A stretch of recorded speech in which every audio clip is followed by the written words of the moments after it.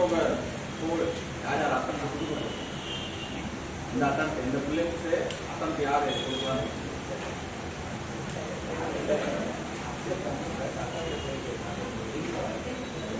இல்லை சந்தோஷம் புரியலையா புரியுமா பேசுறது கேட்கலையா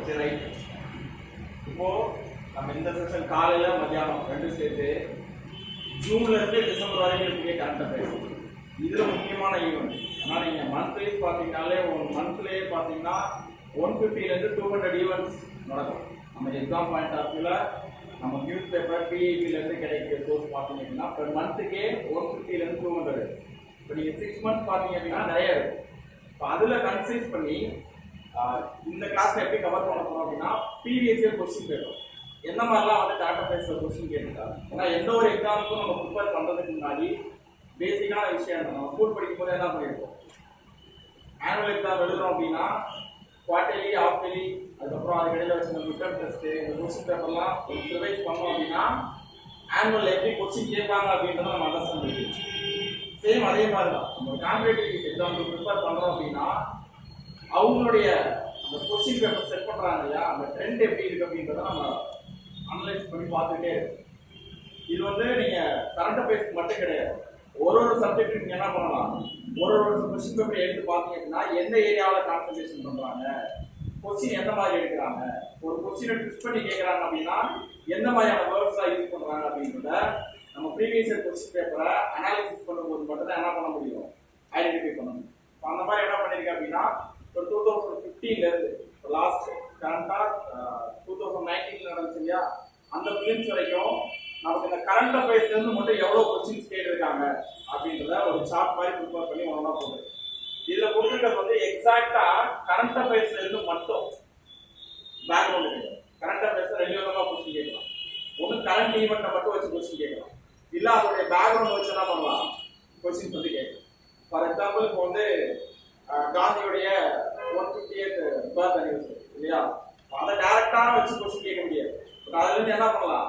பேக்ரவுண்ட்ல காந்தி பத்தி கொஸ்டின் கேட்கலாம் இந்த மாதிரி கரண்ட் ஈவெண்ட் அதை ரிலேட் பண்ண பேக்ரவுண்ட் இந்த மாதிரி கொஸ்டின் கேட்கலாம் நான் இங்க மென்ஷன் பண்ணிருக்கிறது எக்ஸாக்டா நமக்கு கரண்ட் அஃபேர்ஸ் டைரக்டா கேட்டிருப்பாங்க இல்லையா அந்த மாதிரி கொஸ்டின்ஸ் மட்டும் பாத்தீங்க அப்படின்னா நான் எவ்வளவு கொஸ்டின்ஸ் மென்ஷன் பண்ணிருக்கேன் இதை தாண்டி இதோட பேக்ரவுண்ட்ல இருந்து இந்த இதுல எவ்வளவு கொஸ்டின்ஸ் கேட்டிருக்காங்களோ இதே அளவுக்கு பேக்ரவுண்ட் வந்து கேட்பாங்க அப்ராக்சிமேட்டா நீங்க பாத்தீங்க அப்படின்னா 2019ல மட்டும் மோர் தென் 40 கொஸ்டின்ஸ் கரண்ட் அஃபேர்ஸ்ல கேட்டாங்க இதுல இருந்து ஒரு விஷயம் நம்மளால புரிஞ்சுக்க முடியும் யூபிஎஸ்சி எக்ஸாம் அப்படின்றத நம்ம கரண்ட் அஃபேர்ஸ் படிக்காம கிளியர் பண்ண முடியாது ஃபர்ஸ்ட் சரியா அப்போ இன்னொரு விஷயம் என்ன அப்படின்னா எந்த அளவுக்கு நம்ம கன்வென்ஷனல் ஏரியால ஸ்டாட்டிக் ஏரியால ஸ்ட்ராங்கா இருக்குமோ அதே அளவுக்கு இந்த டைனமிக் ஏரியால ஸ்ட்ராங்கா இருந்தா மட்டும்தான் நம்ம என்ன பண்ண முடியும் இந்த எக்ஸாம் வந்து கிளியர் பண்ண முடியும் டைனமிக் ரொம்ப கஷ்டமா அப்படின்னு கேட்டா நீங்க பழைய கொஸ்டின்ஸ் எடுத்து பாத்தீங்கன்னா தெரியும் கரண்ட் அஃபேர்ஸ் எந்த மாதிரி கொஸ்டின்ஸ் கேட்கறாங்க அப்படின்னு மேக்ஸிமம் வந்து பாத்தீங்கன்னா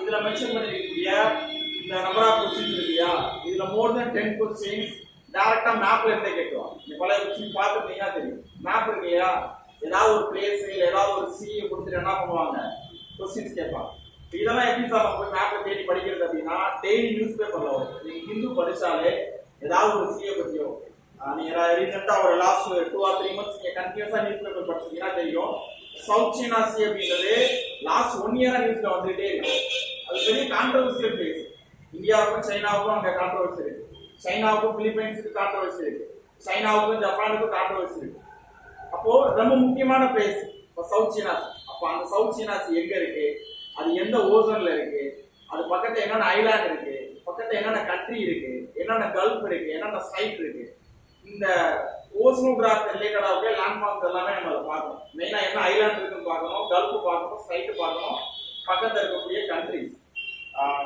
இதுல பாருங்க இது வந்து 2015ல பாத்தீங்க அப்படின்னா இதுல வந்து 29% இங்க 29% இருந்தாலும் நம்ம நம்பர் ஆஃப் கொஸ்டின்ஸ் வந்து 100 கொஸ்டின் 100 கொஸ்டின்ல டைரக்டா 29 கொஸ்டின் என்ன பண்ணிருக்காங்க டைரக்ட் கரண்ட் அஃபேர்ஸ் இது இல்லாம ஒரு 17 கொஸ்டின் எப்படி கேட்டிருக்காங்க அப்படின்னா பேக்ரவுண்ட்ல இருந்து சரியா அப்போ ஆவரேஜா நீங்க பாத்தீங்கன்னா 2015க்கு அப்புறம் ஒரு அப்ராக்சிமேட்டா 50% நமக்கு எதுல இருந்தா கேக்குறாங்க அப்படின்னு பாத்தீங்க அப்படின்னா கரண்ட் அஃபேர்ஸ் இருந்தா கேக்குறாங்க. சேம் அதே 2016ல பாத்தீங்க அப்படின்னா அதே 29%. அது மேக்ஸிமம் என்ன பண்ண மாட்டாங்க, சேஞ்ச் பண்ணாம அப்படியே கொண்டு வந்துருவாங்க.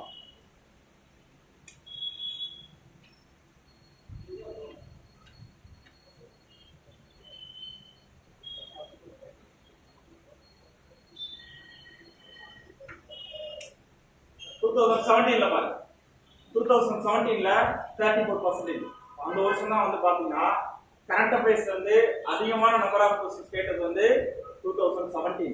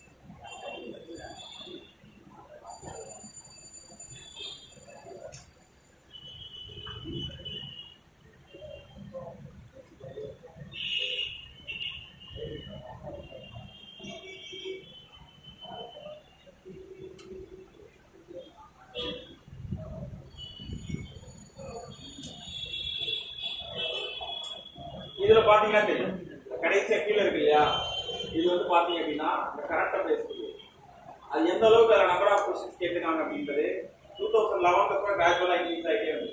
இங்கெல்லாம் வந்து பாத்தீங்கன்னா அப்ராக்சிமேட்டா ஒரு 30%, 100க்கு 30 கொஸ்டின் வரைக்கும் என்ன பண்ணிருக்காங்கன்னா நம்ம கரண்ட் அஃபேர்ஸ் வந்து தான் கேட்டுருக்காங்க. சரியா? 2019ல வந்து பாத்தீங்கன்னா ஒரு 28, 29 கொஸ்டின்ஸ் வந்து டைரக்ட் கரண்ட் அஃபேர்ஸ், ப்ளஸ் வந்து ரிமைனிங் இருக்கிறது வந்து பேக்ரவுண்ட் வந்து கேட்டுருக்காங்க. நான் வந்து 2019ல கேட்ட கரண்ட் அஃபேர்ஸ் கொஸ்டின் மட்டும் காட்டுறேன். அந்த கொஸ்டின் பார்க்கும்போது உங்களுக்கு அண்டர்ஸ்டாண்ட் ஆயிடும் எப்படி கொஸ்டின்ஸ் கேட்கறாங்க அப்படின்றது.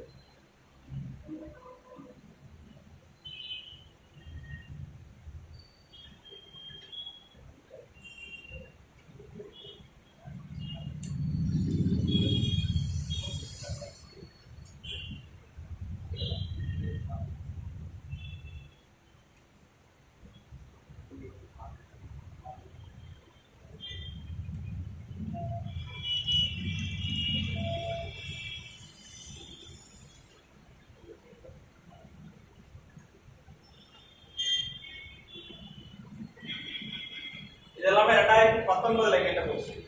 இதெல்லாம் ரொம்ப டைரக்டான கொஸ்டின். 2019 யாராவது எக்ஸாம் எழுதிங்களா? இப்போ இது என்ன சொல்றாங்க அப்படின்னா குளோபல் லெவல்ல அப்புறம் நேஷனல் லெவல்ல இம்பார்ட்டன்ட் இண்டெக்ஸ் ரிப்போர்ட் வந்து ரிலீஸ் பண்ணுவாங்க. இதுல பாத்தீங்கன்னா குளோபல் காம்படிட்டிவ்னஸ் ரிப்போர்ட் அப்படின்னு சொல்றாங்க இல்லையா. நம்ம இந்த மாதிரி ரிப்போர்ட் படிக்கும்போது என்ன படிக்கணும்னா அந்த ரிப்போர்ட்டை யார் பப்ளிஷ் பண்றாங்க, அந்த ரிப்போர்ட்ல இந்தியாவுடைய ஸ்டாண்ட்ஸ் என்ன, இந்தியாவுடைய பொசிஷன் என்ன, இந்தியா என்ன பொசிஷன்ல இருக்காங்க. ஒரு லாஸ்ட் 2 இயர்ஸை கம்பேர் பண்ணி பார்த்தோம் அப்படின்னா அந்த 2 இயர்ஸை விட இந்தியா இப்போ வந்து அந்த பொசிஷன்ல இருந்து முன்னாடி போயிருக்காங்களா பின்னாடி வந்திருக்காங்க. இந்த விஷயத்தை நம்ம என்ன பண்ணணும், அனாலிசிஸ் பண்ணி பார்க்கணும். குளோபல் காம்படிட்டிவ்னஸ் ரிப்போர்ட்டை யார் ரிலீஸ் பண்ணாதான் கேட்டுருக்காங்க. இப்போ வந்து direct current affairs, world economic forum. இப்போ இதோட பேக்ரவுண்ட் வந்து கொஸ்டின் கேட்கணும் அப்படின்னா வேர்ல்ட் எக்கனாமிக் ஃபோரம் எந்த இயர் ஸ்டார்ட் பண்ணாங்க, அதோடைய கரண்ட் பிரசிடென்ட் யாரு, அதோடைய ஹெட் குவார்டர்ஸ் எங்க இருக்கு, அதுல எந்தெந்த கண்ட்ரிலாம் மெம்பரா இருக்காங்க, லாஸ்டா ஜாயின் பண்ண மெம்பர் யாரு. இந்த கொஸ்டின் பாத்தீங்கன்னா பேக்ரவுண்ட்ல இந்த மாதிரி கொஸ்டின் கேட்கலாம். பட் இது வந்து டைரக்ட் கரண்ட் அஃபேர்ஸ். சரியா?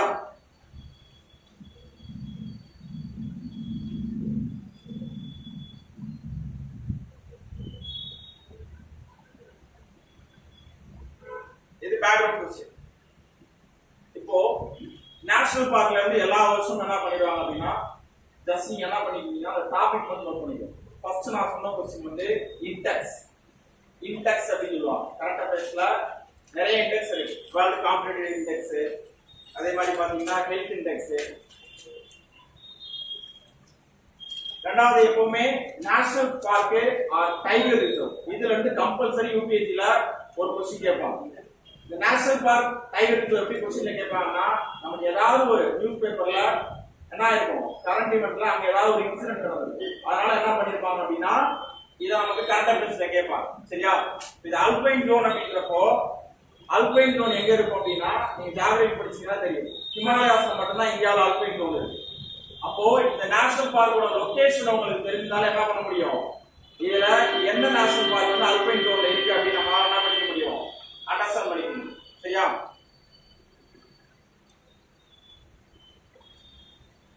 அது சப்ஜெக்ட் பாத்தீங்கன்னா ஃபர்ஸ்ட் கேட்டது எக்கனாமியோட ரிலேட் ஆகும், எக்கனாமி ரிலேட்டட் கரண்ட் அஃபேர்ஸ்.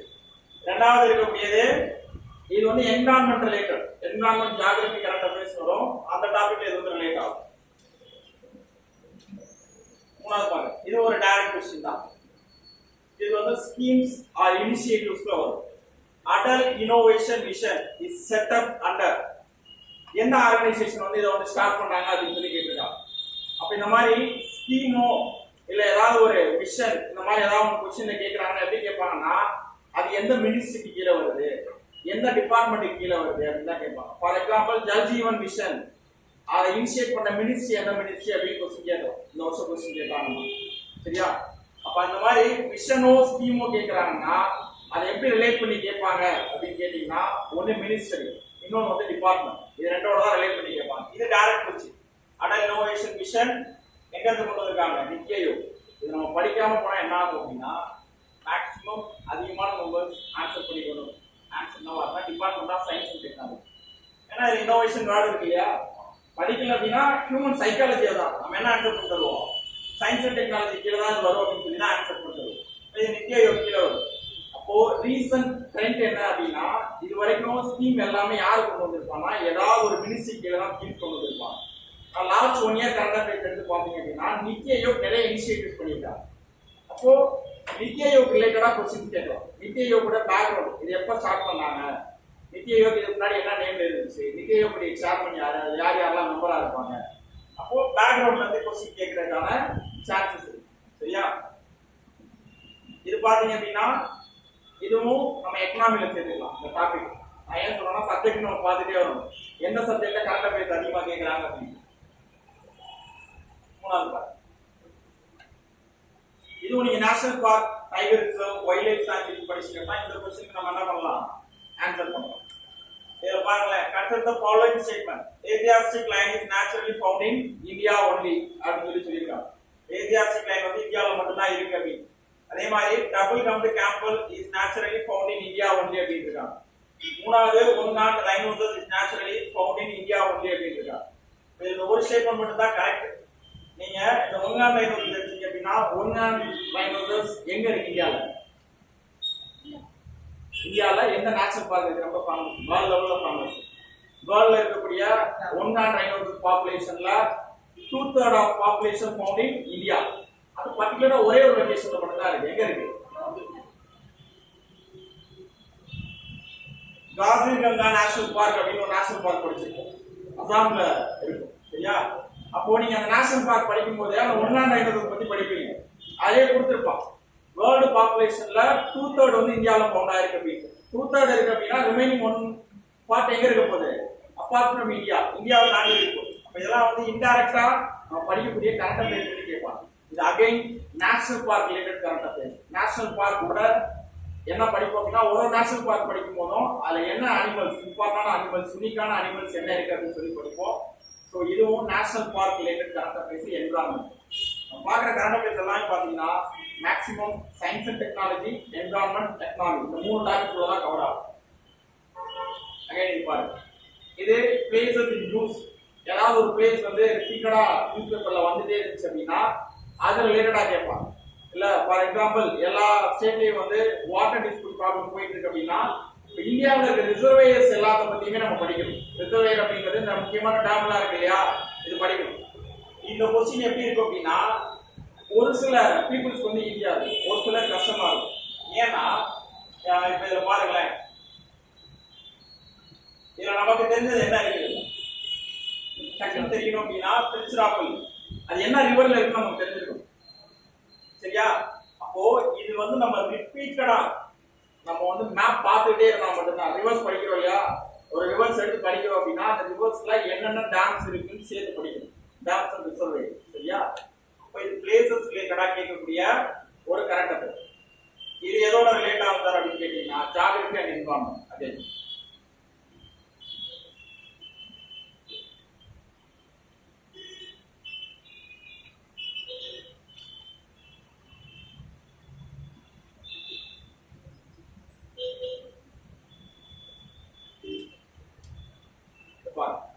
இது environment plus science and technology ரெண்டோட ரிலேட் ஆகக்கூடிய கரண்ட் அஃபேர். இந்த என்விரான்மெண்ட்ல பிளேஸஸ் தாண்டி ஒரு கொஸ்டின் கேட்கறாங்க அப்படின்னா கெமிக்கல்ஸ் ரிலேட்டடா கொஸ்டின் கேட்பாங்க. எப்பவுமே ஏதாவது ஒரு கெமிக்கல் நேம் வச்சு இந்த கெமிக்கல் எதுக்காக யூஸ் பண்றாங்க அப்படின்றத கேட்பாங்க. இந்த பாருங்க, injection of sulphate aerosol into stratosphere. சரியா? அப்போ ஸ்ட்ராட்டோஸ்பியர்ல ஏதோ ஒரு விஷயம் பண்றாங்க அப்படின்றப்ப ஆட்டோமேட்டிக்கா எதுக்காக பண்றாங்கன்னு நம்ம வந்து புரிஞ்சுக்கணும். நம்மளுடைய ஓசோன் லேயர் எங்க இருக்கு? ஓசோன் லேயர் நம்ம மேல படிச்சிருக்கோம். ட்ரோபோஸ்பியர், ஸ்ட்ராட்டோஸ்பியர், அயனோஸ்பியர் படிச்சிருக்கோமா? இந்த இதுல இந்த ஓசோன் லேயர் எதுல இருக்கு? ஸ்ட்ராட்டோஸ்பியர்ல இருக்கு. அப்போ இந்த ஓசோன் லேயர் டெப்லேஷன் அப்படின்றதுனா குளோபல் வார்மிங்க்கு முக்கியமான ரீசனா சொல்றோம். ஸ்ட்ராட்டோஸ்பியர்ல ஏதோ ஒரு விஷயம் பண்றாங்க அப்படின்றப்போ அது எதுக்கு ரிலேட்டடா தான் இருக்கும்? குளோபல் வார்மிங் ரிலேட்டடா தான் இருக்கும். நம்ம படிச்சிருக்கணும்னு அவசியம் இல்லை. நமக்கு இருக்கக்கூடிய அந்த கன்வென்ஷனல் நாலேஜை வச்சு கரண்ட் அஃபேர்ஸை எப்படி அப்ரோச் பண்றது அப்படின்னு. ஏன்னா யூபிஎஸ்சியை பொறுத்த வரைக்கும் கேட்கக்கூடிய 100 கொஸ்டினுமே நமக்கு எக்ஸாக்டா தெரிஞ்சிருக்கணும்ன்ற அவசியம் கிடையாது. நீங்க ஸ்மார்ட்டா எப்படி அந்த கொஸ்டினை நீங்க படிச்ச விஷயத்தோட ரிலேட் பண்ணி பாக்குறீங்க, அதை வச்சு எப்படி எலிமினேட் பண்ணி ஆன்சர் பண்றீங்க அப்படின்றதெல்லாம் மேட்டர். சரியா? மேக்ஸிமம் இது கொஞ்சம் சப்ஜெக்ட் நாலேஜ் இல்லை அப்படின்னா என்ன ஆன்சர் பண்ணுவாங்க அப்படின்னா artificial rain in some region தான் வந்து ஆன்சர் பண்ணுவாங்க. இதை நம்ம ரிப்பீட்டடா படிச்சிருப்போம். பொட்டாசியம் அயோடைன் தான் என்ன பண்ணுவாங்க? ஆர்டிஃபிஷியல் ரெயின் வந்து யூஸ் பண்ணுவாங்க. சரியா?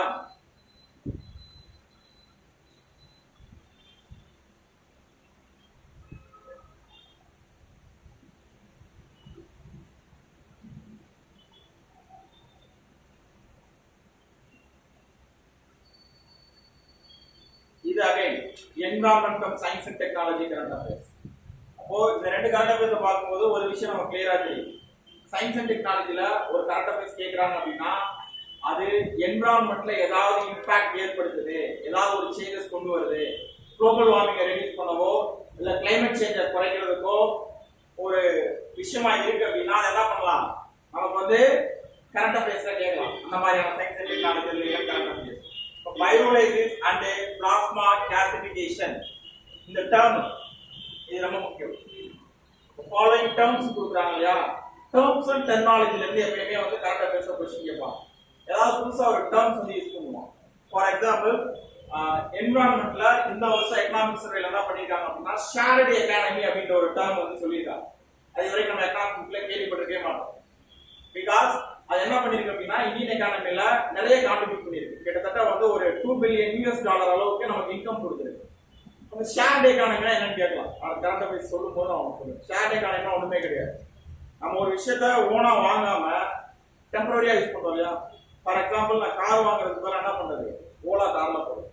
நான் எங்கேயாவது ஒரு பிளேஸுக்கு போறேன் அப்படின்னா போயிட்டு நான் ரெண்டுக்கு ரூம் எடுத்து தங்குறேன் இல்லையா. இந்த மாதிரியான விஷயங்கள் வந்து லாஸ்ட் 1 இயர்ல இந்தியாவோட எக்கானமியை பூஸ்ட் அப் பண்ணிருக்கு.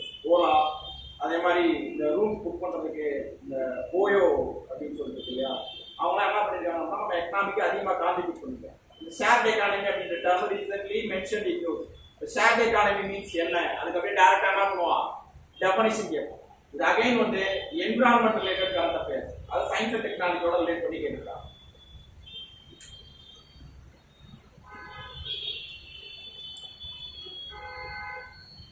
அகைன் பாருங்க பயோஸ்பியரிசம், அகஸ்தியமலாம் பயோஸ்பியரிசம் ரொம்ப முக்கியமான பயோஸ்பியரிசம். ரீசெண்டாக கடைசியா வந்து இந்தியாவில இருந்து பயோஸ்பியரிசம் அவார்டு சொன்னது அகஸ்தியமலாம். இது அகைன் நான் முதல் சொன்ன மாதிரி wild life sanctuary, tiger reserve, national park சொல்றோம் இல்லையா, அந்த லிஸ்ட் நம்ம பயோஸ்பியர் சேர்த்துருக்கோம்.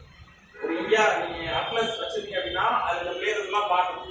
இது எப்படி கேட்பாங்க அப்படின்னா பயோஸ்பியர் ரிசர்வ் அப்படின்றது ஒரு வாஸ்ட் ஏரியாவை பயோஸ்பியர் ரிசர்வ் டிக்ளேர் பண்ணிடுவாங்க. அதுக்குள்ள நிறைய வைல்ட் லைஃப் சான்ச்சுரிஸ் இருக்கும், டைகர் ரிசர்வ்ஸ் இருக்கும், எலிஃபண்ட் ரிசர்வ்ஸ் இருக்கும், இது எல்லாமே இருக்கும். இது எந்தெந்தெல்லாம் வந்து இந்த அகசியமலா டைகர் பயோஸ்பியர் ரிசர்வ் கீழே இருக்கு அப்படின்னு சொல்லி கேட்டுருக்காங்க. சரியா? இந்த கரண்ட் அஃபேர்ஸ் 2016ல வந்த கரண்ட் அஃபேர்ஸ். ஆனா அந்த வருஷம் என்ன பண்ணலாம் அப்படின்னா யூபிஎஸ்சி எக்ஸாம்ல கேட்கறது. ஆனா எப்ப கேட்டிருக்காங்க பாருங்க, அகசியமலா பயோஸ்பியர் ரிசர்வ் வந்து 2020ல கேட்டிருக்காங்க. இது வந்து map related questions. Tiger reserve plus வந்து national park, wild life sanctuaries எல்லாமே மேப். இது எந்த டாபிக்ல கவர் ஆகுது கேட்டீங்கன்னா அகைன் என்விரான்மென்ட். சரியா? இப்போ நீங்க இவ்வளவு நேரம் நீங்க ஒரு 10 கரண்ட் அஃபேர்ஸ் பார்த்தோம் அப்படின்னா 10ல மேக்ஸிமம் கரண்ட் அஃபேர்ஸ் இதுல இருந்து கேட்டுட்டாங்க என்வாயன்மெண்ட். சரியா? எதுக்கு அந்த क्वेश्चन உங்களுக்கு போட்டு காட்டுறேன் அப்படின்னா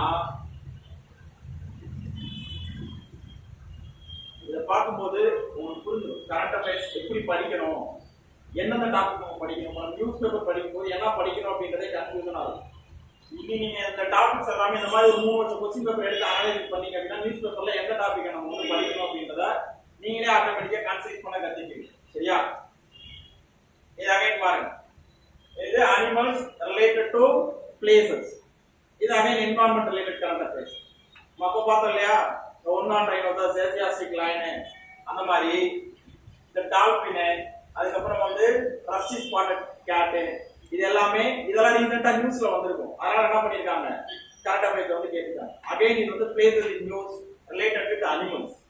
சரியா? இந்த அனிமல் என்ன பண்ணிருப்போம் அப்படின்னா ரீசெண்டா ஐயூசிஎன் லிஸ்ட் ஏதாவது கொண்டு வந்திருப்பாங்க. இல்ல அப்படின்னா இங்க இருந்து இல்லீகலா வேற ஏதாவது ட்ரேட் பண்றதுக்கு முயற்சி பண்ணிருப்பாங்க. அதனால என்ன பண்ணிருக்கோம்னா கரண்ட் அஃபேர்ஸ் கொண்டு வந்திருக்கோம். சரியா? இதுவும் என்வாயன்மெண்ட் ரிலேட்டட் கரண்ட் அஃபேர்ஸ்.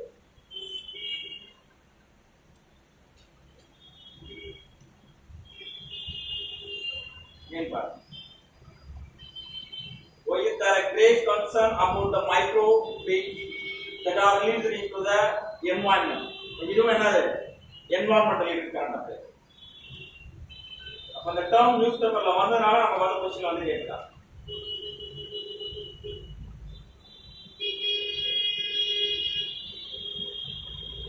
இதுவும் பாருங்க.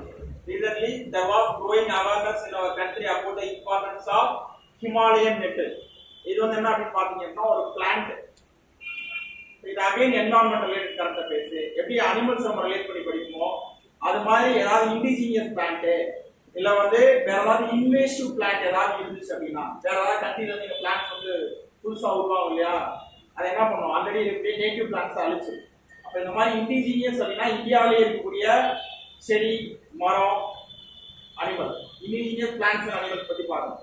இன்வேசிவ் பிளான்ட்ஸ் அண்ட் அனிமல்ஸ் பத்தி பார்க்கணும். இன்வேசிவ் பிளான்ட்ஸ் அண்ட் அனிமல்ஸ் அப்படின்னா வேற ஒரு கண்ட்ரில இருந்து இங்க வரும். எப்படி சார் வேற ஒரு கண்ட்ரில இருந்து இங்க வரும் அப்படின்னு கேட்டீங்கன்னா அனிமல்ஸ் வந்து மைக்ரேட் ஆகி வரதுக்கு சான்ஸ் இருக்கு. பிளான்ட்ஸ் எப்படி அங்க இருந்து இங்க வரும், ஒரு பிளான்ட்ஸ் மூலமா தான் வந்து என்ன ஆகும் இங்க வந்து ஸ்ப்ரெட் ஆகும் புதுசா. இப்போ புதுசா ஸ்பீஸ் இருந்துச்சுன்னா ஆல்ரெடி இருக்க ஸ்பீஸ் என்ன பண்ணிடும் அழிச்சிடும். சரியா? உதாரணத்துக்கு நம்ம ஏரியால இந்த சிம்ம கருவேல மரம் இருக்கு இல்லையா, அது என்ன பண்ணும் ground water அதிகமாகிடும்.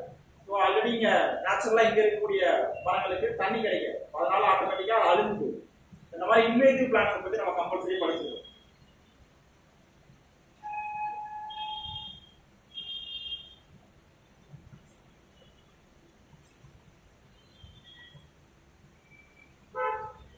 Again, science and technology current affairs related to environment. சரியா? இது வந்து சேட்டலைட் இமேஜ் வந்து எதெல்லாம் யூஸ் பண்ணுவான்னு கேட்டுருக்காங்க. அது எதோட ரிலேட் பண்ணி கேட்டுருக்காங்கன்னா அந்த சேட்டலைட் இமேஜஸ் வச்சு நம்ம என்விரான்மெண்ட்டுக்கு என்னென்ன யூஸ்ஃபுல்லான விஷயங்கள் இருக்கு அப்படின்றத ரிலேட் பண்ணி கொஸ்டின் கேட்டுருக்காங்க. சரியா?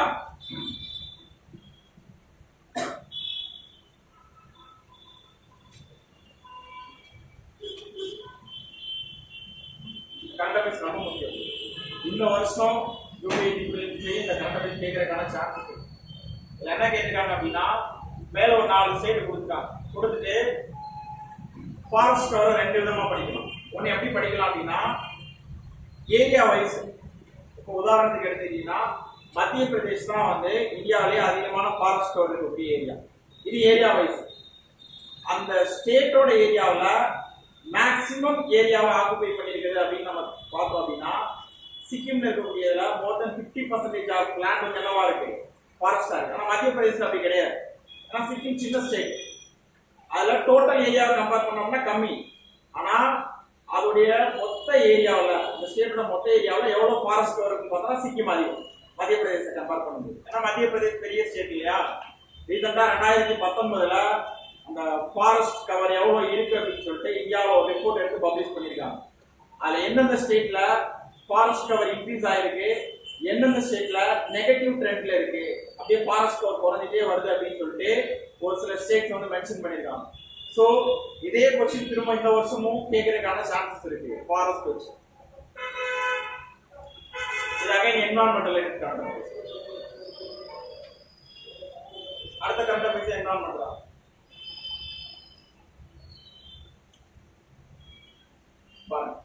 Consider the following: carbon monoxide, methane, ozone, sulfur dioxide. Which of the above are released into atmosphere due to the burning of crops? இது ஏன், இது ஆக்சுவலா இது பேக்ரவுண்டான கரண்ட் அஃபேர்ஸ். இது ஏன் நமக்கு அந்த வருஷம் கொஸ்டின்ல கேட்டாங்க அப்படின்னா, பஞ்சாப்லயும் ஹரியானாவையும் பாத்தீங்கன்னா இந்த பர்னிங் மெத்தட் வந்து ஃபாலோ பண்ணுவாங்க. ஒரு கிராப்பை வந்து கல்டிவேட் பண்ணிட்டாங்கன்னா அதை டிஸ்போஸ் பண்றதுக்கு என்ன பண்ணிடுவாங்க, அதோடைய வேஸ்ட் எல்லாத்தையும் எரிச்சு விட்டுருவாங்க. இதனால என்னாச்சு அப்படின்னா டெல்லியை சுற்றி இருக்கக்கூடிய பிளேஸ் பஞ்சாப் ஹரியானா அப்படின்றப்போ மேக்சிமம் ஆல்ரெடி டெல்லி வந்து பொல்யூட்டட் சிட்டியா இருக்கு. அதை தாண்டி அதோடைய எக்ஸ்டென்ஷன் ஏரியா வெளியில என்ன ஆகுது, அகைன் வந்து ஏர் பொல்யூஷன் வருது அப்படின்றதுனால அதை பேன் பண்ணணும் அப்படின்னு சொல்லிட்டு சுப்ரீம் கோர்ட் என்ன பண்ணியிருந்தாங்க, ஒரு ஜட்மெண்ட் கொடுத்துருந்தாங்க. அப்போ அதை ரிலேட் பண்ணி தான் 2019 என்ன பண்ணியிருந்தாங்கன்னா இந்த மாதிரி ஒரு கரண்ட் அஃபேர்ஸ் கேட்டிருந்தாங்க. நம்ம வந்து கிராப்ஸ் வந்து பர்ன் பண்ணும்போது அதுல இருந்து என்னென்ன கேஸ் வந்து ரிலீஸ் ஆகும் அப்படின்ட்டு. இது ஒண்ணுமே இல்லை, இது நம்ம வந்து கிரீன் ஹவுஸ் கேஸ் படிச்சிருப்போம் இல்லையா. அதாவது ஒரு விஷயத்தை பர்ன் பண்ணும்போது என்ன கேஸ் ரிலீஸ் ஆகும் அப்படின்றத நம்ம கிரீன் ஹவுஸ் கேஸ் படிச்சிட்டோம் அப்படின்னாலே தெரியும். இது current affairs related question, but வந்து பேக்ரவுண்ட் வந்து கேட்டுக்கலாம். இதுவும் என்விரான்மெண்ட் வந்து கேட்ட கொஸ்டின் தான்.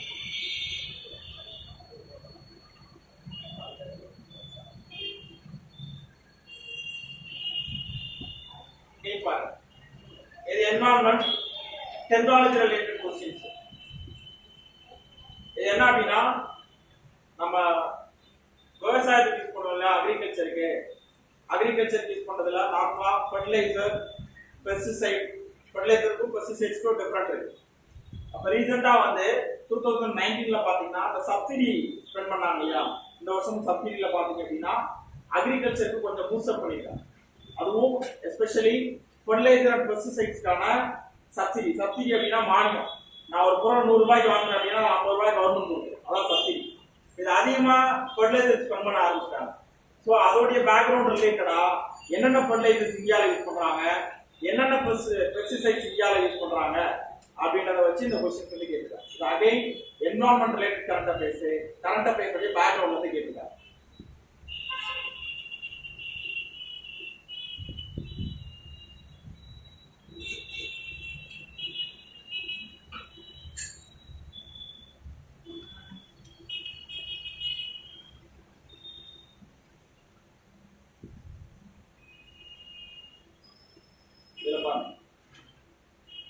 இது அந்த கொஸ்டினோட ரிலேட் ஆகிற மாதிரி இருக்கிறதுனால இதுக்கு முன்னாடி நம்ம பார்த்தோம் கொஸ்டினுக்கும் இதுக்கு ரிலேஷன்.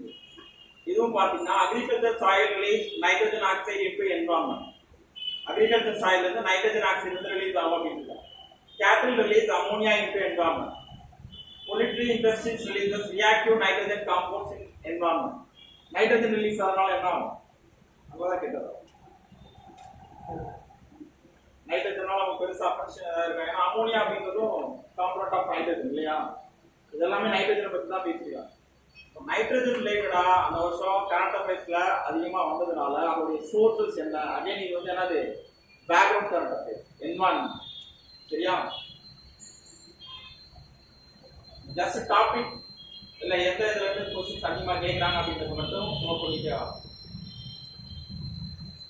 பாருங்க, what is the common to the places known as Alia, Bizapur, Ghansabari. சரியா, இந்த பிளேசஸ் வந்து கொடுத்திருக்காங்க. இந்த பிளேஸ் எதுக்கு ஃபேமஸான பிளேஸ் அப்படின்னு கேக்குறாங்க. அப்ப தமிழ்நாட்டுல இருந்து எக்ஸாம் எழுதுறோம். சோ வந்து நம்ம பார்த்தோனே சொல்லிடுவோம் ஆலியா எதுக்கு ஃபேமஸ். ஆலியார் டேம் அப்போ வாட்டர் ரிசர்வ் நம்ம ஆன்சர் பண்ணிடுவோம். மற்றவன் அதர் ஸ்டேட்ல இருந்து எழுதுறவங்க இந்த கொஸ்டின் இது again places in news. Already சொன்னோம்னா வாட்டர் டிஸ்பியூட் ரிப்பீட்டடாக நடந்துகிட்டே இருக்கு. அப்போ போன வருஷத்துல மட்டும் வாட்டர் ரிசர்வ் மட்டும் வச்சே 2 கொஸ்டின் கேட்டாங்களா? இந்த டேம் ரிலேட்டடாக 2 கொஸ்டின். பேக்ரவுண்ட் ரொம்ப முக்கியம். என்னென்ன டேம்ஸ் இந்தியாவில் இருக்கு அப்படின்றத நம்ம படிச்சு வச்சுக்கணும்.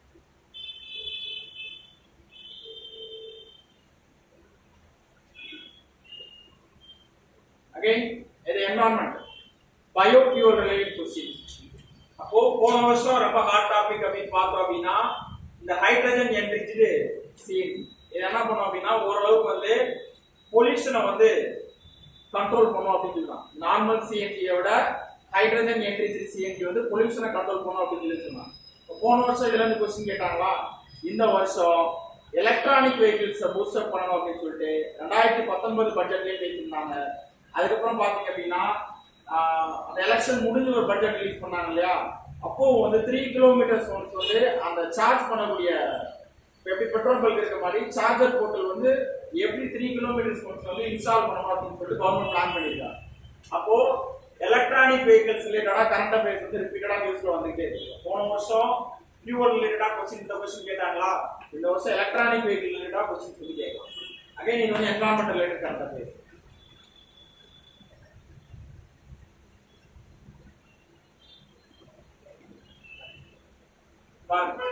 Coal sector was nationalized by the government of India under Indira Gandhi. இது ஒரு பேக்ரவுண்ட் ரிலேட்டட் क्वेश्चन. போன வருஷம் என்ன பண்ணாங்க அப்படின்னா இந்த கோல் மைனிங் செக்டார்ஸ் எல்லாத்தையும் பிரைவேடைசேஷன் பண்ணலாம் அப்படின்னு சொல்லிட்டு இருந்தாங்க. அப்போ வந்து அப்போசிஷன் பார்ட்டி எல்லாமே என்ன பண்ணாங்க அப்படின்னா அதை அப்போஸ் பண்ணாங்க.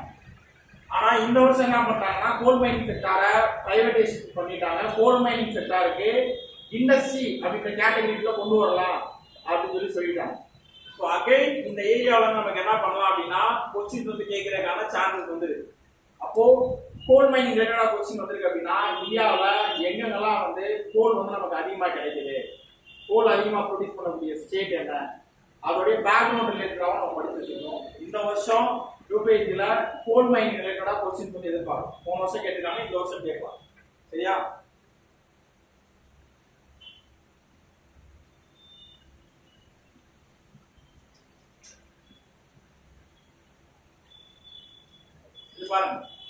இது tribal related question. இது again environment and geography related question. Particularly vulnerable tribal group. அப்போ இது பேக்ரவுண்ட் வந்து கேட்டிருக்காங்க. Particularly vulnerable tribal group அப்படின்னா யாரெல்லாம் நம்ம வந்து particularly vulnerable tribal அப்படின்னு சொல்லுவோம். அவங்க அந்த கிரைட்டீரியாக்குள்ள கொண்டு வரணும் அப்படின்னா என்னென்ன விஷயம் இருக்கு? ரீசெண்டா ட்ரைபீட் அப்படின்னு சொல்லுவாங்க. இவங்களுடைய ட்ரைபல் பீப்புளுடைய எக்கனாமிக் கண்டிஷனை பூஸ்ட் அப் பண்றதுக்கு ஒரு ஆர்கனைசேஷன் இருக்கு, ட்ரைபீட் அப்படிங்குவாங்க. அவங்க என்ன பண்ணிருக்காங்கன்னா நிறைய இனிஷியேட்டிவ்ஸ் வந்து எடுத்திருக்காங்க. அவங்களுடைய ஹேண்டிகிராஃப்ட்ஸ் எல்லாத்தையும் என்ன பண்ணலாம் அப்படின்னா வெளியில வந்து மார்க்கெட்டைசேஷன் பண்றதுக்கு புது புது ஸ்கீம்ஸ் எல்லாம் கொண்டு வந்திருக்காங்க. ஸோ அகைன் இந்த வருஷம் இந்த ட்ரைபல் ரிலேட்டடா ட்ரைபலை எஸ்பெஷலி ட்ரைபீடை ரிலேட் பண்ணி என்ன பண்ணலாம் கொஸ்டின் கேட்கறதுக்கான சான்சஸ் இருக்கு. இதோடைய பேக்ரவுண்ட் நம்ம என்ன படிச்சிருக்கோம் அப்படின்னா இந்தியாவில் எந்தெந்த ஸ்டேட்ல என்னென்ன ட்ரைபல்ஸ் இருக்காங்க, அதிகமான ட்ரைபல்ஸ் இருக்கக்கூடிய ஏரியா எது அப்படின்னு சொல்லிட்டு நம்ம பார்த்து வச்சுக்கணும். இது again environment and geography related current affairs.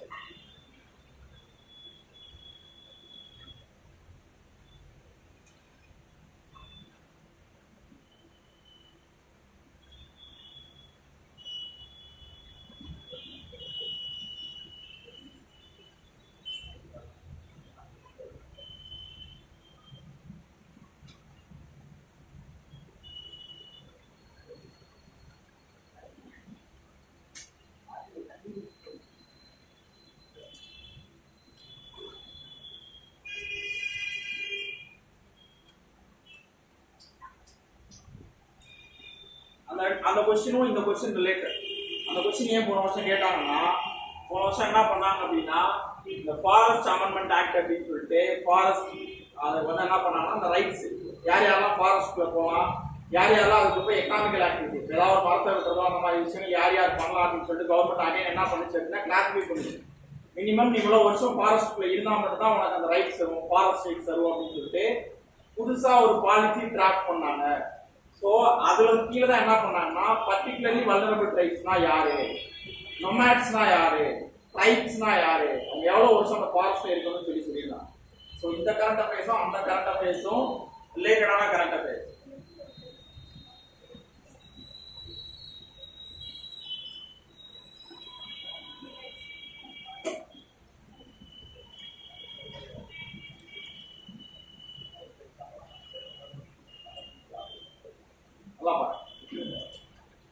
Consider the following statement according to Indian Patent Act. இது ஏன் கரண்ட் அஃபேர்ஸ்ல வந்துச்சு அப்படின்னா, இப்போ நம்ம பார்த்துருக்கோம் பிளான்ட், இதுல ஆன்சர் வந்து plant varieties are not eligible to be patent in India. Patent வந்து எதுக்கு தர மாட்டாங்க, பிளான்ட் இந்த மாதிரி விஷயத்துக்குலாம் பேட்டன் தர மாட்டாங்க ஃபுட்டுக்கலாம். அது போல இந்தியாவில் இருக்க என்ன கொடுக்குறாங்க, GI டேக் கொடுக்குறாங்க. 2019 2020 நிறைய ப்ராடக்ட்ஸ்க்கு GI டேக் கொடுத்துருக்காங்க இந்தியாவில். எஸ்பெஷலி தமிழ்நாடு, ஆந்திரா, ஒடிஷா, வெஸ்ட் பெங்கால் இந்த ஸ்டேட்ல பாத்தீங்கன்னா அதிகமான GI டேக் வந்து ரிசீவ் பண்ணிருக்காங்க. ஸோ பிளான்ட் வெரைட்டிஸ் வந்து GI டேக்ல தான் வரும். ஃபார் எக்ஸாம்பிள் இங்க வந்து மஞ்சள் கொடுத்தாங்க, அது மாதிரி யூபியில பாத்தீங்கன்னா பாஸ்மதி ரைஸ் முன்னாடியே அதுக்கு வந்து கொடுத்துருந்தாங்க. இந்த மாதிரி பிளான்ட் வெரைட்டிஸ்லாம் மேக்ஸிமம் எதுல வந்துடும் அப்படின்னா GI டேக் கொடுப்பாங்க. இண்டிஜினியஸ் பிளான்டா இருக்கு அப்படின்னா அதுக்கு பேட்டன் ஆக முடியாது. சரியா? ஸோ இது பேக்ரவுண்ட் ரிலேட்டட் கரண்ட் அஃபேர்ஸ் தான்.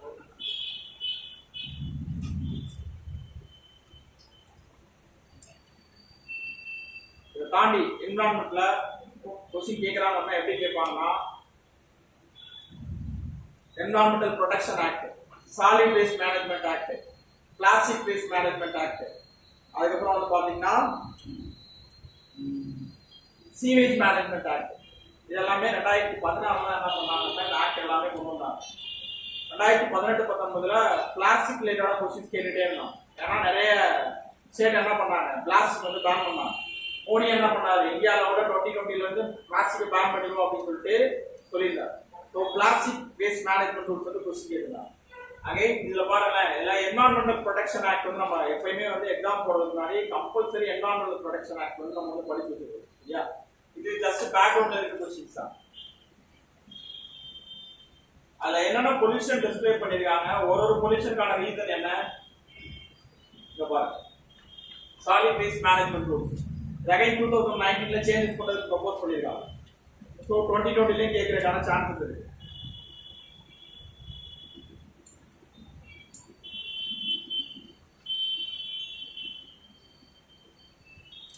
இது economy related current affairs. Service area approach was implemented under purview of யாருக்கு கீழே வரும் கேக்குறாங்க, lead bank scheme. Lead bank scheme அப்படின்னா ஒரு டிஸ்ட்ரிக்ட்க்கு ஒரு பேங்க் எல்லாம் எடுத்துக்குவாங்க, லீட் பேங்க் எடுத்துக்குவாங்க. அந்த பேங்க் தான் என்ன பண்ணும் அப்படின்னா மற்ற பேங்க் எல்லாத்துக்கும் டேட்டாஸ் ப்ரொவைட் பண்ணுவாங்க. டேட்டாஸ் அப்படின்னா இப்போ நான் வந்து என்னோட சொந்த ஊர்ல ஐஓபி பேங்க்ல நான் கடன் வாங்கிடுறேன். கடன் வாங்கிட்டு நாங்கள் மதுரைக்கு வந்து என்னுடைய டேட்டாஸ் எல்லாத்தையும் நான் சேஞ்ச் பண்ணுறேன். மதுரையில் எனக்கு எல்லா ப்ரூஃபையும் நான் ரெடி பண்ணிட்டு இங்கே நான் ஒரு பேங்க்ல போய் நான் வாங்கினேன் அப்படின்னா, ஏதாவது லோன் வாங்குறேன் அப்படின்னா இந்த லீட் பேங்க் என்ன பண்ணிருக்கோம்னா ஐடென்டிஃபை பண்ணுவோம். ஆல்ரெடி இவரோட பேர்ல அங்க வேற இவருடைய நேட்டிவ் பிளேஸ்ல லோன் வாங்கிருக்காங்க, ஸோ இவருக்கு லோன் கொடுக்க கூடாது அப்படின்னு இந்த மாதிரி விஷயங்களை மானிட்டர் பண்றது வந்து டிஸ்ட்ரிக்ட் ஒரு பேங்க் லீட் பேங்கா இருப்பாங்க. அது ஏதாவது ஒரு நேஷனலிஸ்ட் பேங்கா இருக்கலாம், எஸ்பிஐ இருக்கலாம், ஐஓபியா இருக்கலாம், இந்தியன் பேங்கா இருக்கலாம். So bank related current affairs ரிப்பீட்டடா கேட்கறதுக்கான சான்ஸ். ஏன் இந்த வருஷத்துல நம்ம ரிசர்வ் பேங்க் ஆஃப் இந்தியா ரிலேட்டடா கரண்ட் அஃபேர்ஸ் நம்ம எதிர்பார்க்கலாம் அப்படின்னா, ஃபர்ஸ்ட் விஷயம் இந்த கோஆபரேட்டிவ் பேங்க் சொல்லுவாங்க, கோஆபரேட்டிவ் சொசைட்டி நிறைய இடத்துல பார்த்துருக்கோம். இது ரீசெண்டா மகாராஷ்டிராலையும் பஞ்சாப்லையும் மிஸ்லீட் பண்ணிட்டாங்க. எப்படி மிஸ்லீட் பண்ணாங்க அப்படின்னா, எலிஜிபிள் இல்லாத பர்சன்ஸ்லாம் லோனை கொடுத்துட்டு அதை ரெக்கவர் பண்ண முடியாம என்ன ஆயிடுச்சு, பேங்கை க்ளோஸ் பண்ணிட்டு போயிட்டாங்க. அந்த கோஆபரேட்டிவ் சொசைட்டிலாம் இதுக்கு முன்னாடி யாருடைய கண்ட்ரோல் இருந்துச்சு பாத்தீங்கன்னா, ஒரு ஸ்டேட்லயும் ரிஜிஸ்டார் அப்படின்னு சொல்லிட்டு ஒருத்தர் இருப்பார், அவருடைய கண்ட்ரோல் இருந்துச்சு. சென்ட்ரல் கவர்மெண்ட்டுக்கு ரிஜிஸ்டார் ஒருத்தர் இருப்பார். 2-3 ஸ்டேட்ல கோஆபரேட்டிவ் சொசைட்டி வச்சிருக்காங்கன்னா அவருடைய கண்ட்ரோல் வரும். அப்ப அதை ஆர்பிஐ கண்ட்ரோலுக்கு வந்து கொண்டு வரலாம். ரெண்டாவது ஸ்மால் பேங்கிங் பினான்சியல் கம்பெனிஸ் இருக்கு இல்லையா, இவங்கெல்லாம் நம்ம பார்த்துருக்கோம். பேமெண்ட் பேங்க் ரீசெண்டா நியூஸ் வந்துகிட்டே இருக்கு. இவங்க வந்து ஸ்மால் பேங்கிங் பினான்சியல் கம்பெனிஸ் தான் ரெஜிஸ்டர் பண்றதுக்கு ஆர்பிஐ அலோவ் பண்ணிட்டாங்க. பேடிஎம் வந்து பேமெண்ட் பேங்கா இருந்தா பேங்கா மாத்திக்கலாம், அதுக்கு ஒரு சில எலிஜிபிலிட்டி கிரைட்டீரியா வந்து கொடுத்துருக்காங்க. இந்த மாதிரி ஆர்பிஐ ரீசெண்டா பேங்க் ரிலேட்டடா நிறைய இனிஷியேட்டிவ்ஸ் எடுத்திருக்காங்க. இன்னொன்னு நிறைய பேங்கை மெர்ஜ் பண்ணிருக்காங்க. மெர்ஜ் பண்ணாங்க ரீசெண்டா. ஓரியண்டல் பேங்க் ஆஃப் காமர்ஸோட பஞ்சாப் நேஷனல் பேங்கை மெர்ஜ் பண்ணாங்க. அலகாபாத் பேங்கோட இந்தியன் பேங்கை மெர்ஜ் பண்ணாங்க இல்லையா. கனரா பேங்கோட சிண்டிகேட் பேங்கை மெர்ஜ் பண்ணாங்க. இப்போ கரண்டா ஸ்டில் வெறும் 12 நேஷனலைஸ்ட் பேங்க் தான் இந்தியாவில் இருக்கு. ஓ எஸ்பிஐக்கு அப்புறம் largest public sector bank in India அப்படின்னு பார்த்தோம் அப்படின்னா பஞ்சாப் நேஷனல் பேங்க் தான் செகண்ட் பொசிஷன்ல இருக்கு. ஸோ பேங்கிங் ரிலேட்டடா கொஸ்டின்ஸ் வந்து கேட்கறதுக்கான சான்சஸ் நிறைய இருக்கு.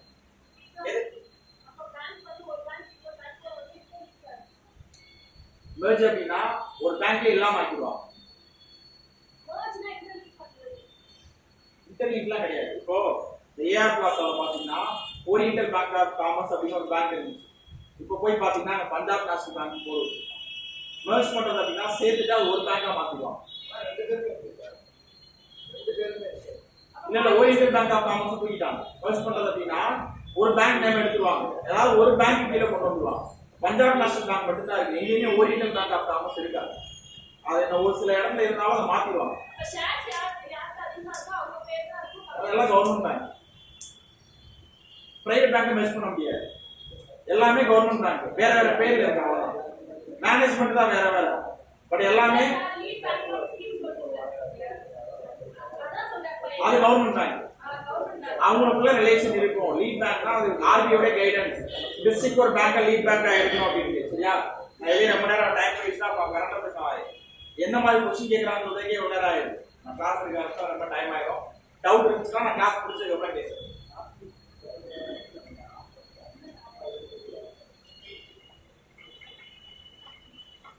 Again, இது பாருங்க, with reference to Asian Infrastructure Investment Bank. இது வந்து ரொம்ப முக்கியமானது. ஏன்னா ஏசியாவில் இது வந்து IR, international relation. International relation அப்படின்றப்போ நல்லா தெரிஞ்சுக்கோங்க. ஐஆர் நம்ம எந்தெந்த கண்ட்ரி பற்றி படிக்கணும் அப்படின்னா, மெயினா இந்த வருஷம் நம்ம எக்ஸாம்ல எதை எதிர்பார்க்கலாம்னா இந்தியா சைனா ரிலேஷன்ஷிப் மட்டும் எதிர்பார்க்கலாம். கண்டிப்பா அதுல இருந்து கொஸ்டின் கேட்கறதுக்கான சான்ஸ் இருக்கும். India China relationship. இதை தாண்டி கொஸ்டின் கேட்கணும் அப்படின்னா இந்தியா ஸ்ரீலங்கா ரிலேஷன்ஷிப். ஏன் அப்படின்னா எந்த அளவுக்கு நம்ம ஸ்ரீலங்காவோட ரிலேஷன்ஷிப்பை ஸ்ட்ராங் பண்ணணும்னு நினைக்கிறோமோ அதே அளவுக்கு சைனாவும் ஸ்ரீலங்காவோட இன்வெஸ்ட்மெண்ட் பண்ணிட்டு இருக்காங்க. ஸோ வந்து இந்தியா சைனா ரிலேஷன்ஷிப்பை மட்டுமே வச்சு நம்ம பார்க்கணும். இந்தியா சைனா ரிலேஷன்ஷிப் அப்படின்றப்போ மேக்ஸிமம் இன்டர்நேஷனல் பாலிடிக்ஸ் எல்லாமே இன்டர்லிங்க் ஆகும். யுனைடெட் நேஷன் பத்தி படிக்கணும், இந்த ஏசியன் இன்ஃப்ராஸ்ட்ரக்சர் இன்வெஸ்ட்மெண்ட் பேங்க் பத்தி படிக்கணும், நியூ டெவலப்மெண்ட் பேங்க் பத்தி படிக்கணும். ஏன்னா சைனா அப்படின்றப்ப எல்லாத்தையுமே அவங்க இருப்பான். நீங்க பிரிக்ஸ் நேஷன் எடுத்தீங்கன்னா அவன் இருப்பான், இல்ல ஷாங்காய் கோஆபரேஷன் எடுத்தீங்கன்னா சைனா இருக்கும். இந்தியா சைனா ரிலேஷன்ஷிப் படிக்கிறப்பயே இந்தியா எந்த ஆர்கனைசேஷன்லாம் மெம்பரா இருக்காங்களோ அதை நீங்க சைனாவோட ரிலேட் பண்ணி படிக்கும்போது எல்லாத்தையுமே படிச்சிடும். சரியா, அகைன் ஐஆர் அப்படின்றப்போ இந்த வருஷம் நல்லா ஞாபகம் வச்சுக்க. இந்தியா சைனா, இந்தியா ஸ்ரீலங்கா, அதை தாண்டி இந்தியா ரஷ்யா, இந்தியா யூஎஸ். இந்த 4 ரிலேஷன் நல்லா தெரிஞ்சு நீங்க போனீங்கனாலே போதும்.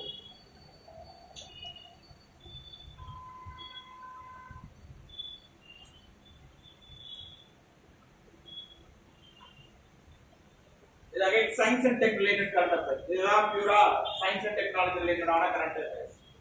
அதாவது என்டிக்கும் விஓஏடிங்கிற டிஃபரன்சியேஷன் என்னன்னு கேட்டுட்டாங்க. ஸோ இந்த கரண்ட் அஃபேர்ஸ் வச்சு பார்க்கும்போது இந்த மாதிரி இந்த வருஷம் என்ன கரண்ட் அஃபேர்ஸ் கேட்கலாம் அப்படின்னா 4Gக்கும் 5Gக்கு என்ன டிஃபரன்ஸ் கேட்கலாம் இல்லையா. அப்போ கரண்ட் ட்ரெண்ட் தான் நடக்குது, 5G தான் வரப்போகுதுங்களா. ஸோ 4Gக்கும் 5Gக்கு என்ன டிஃபரன்ஸ் அப்படின்னு கொஸ்டின் கேட்கறதுக்கான சான்ஸ் இருக்கு.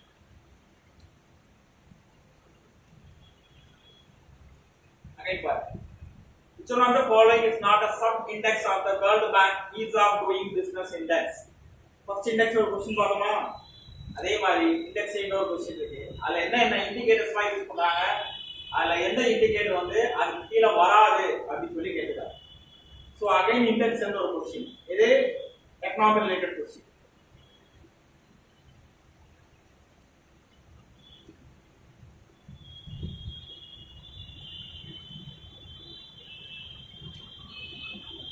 இது எகனாமிக் ரிலேட்டடான क्वेश्चन. நம்ம அதிகமா எந்த ப்ராடக்ட்ட லாஸ்ட் 5 இயர்ஸ்ல இம்போர்ட் பண்ணிட்டு இருக்கோம்னு கேட்டுட்டாங்க.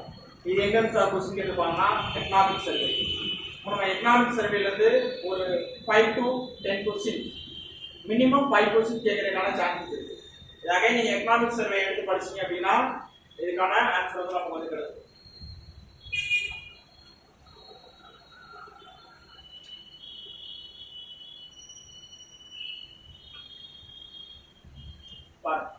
consider the following statement. Reserve Bank of India recent directives relating to storage of payment system data, popularly known as TIC-TAC command the payment system provides.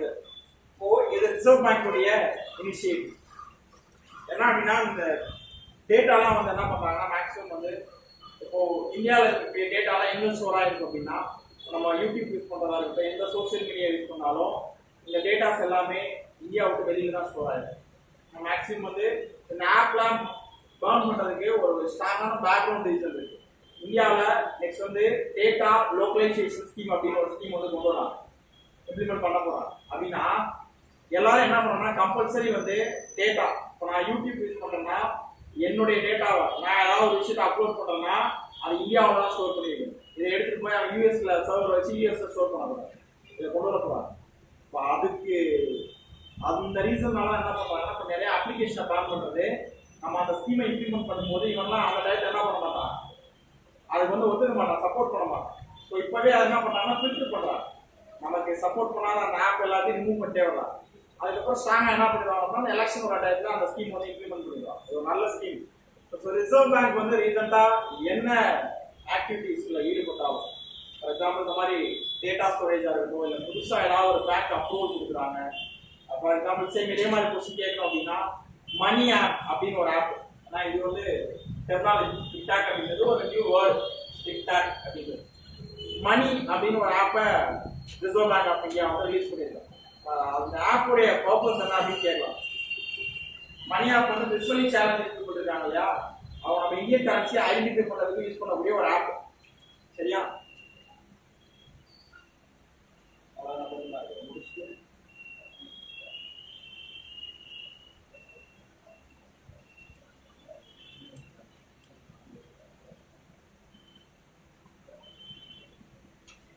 இது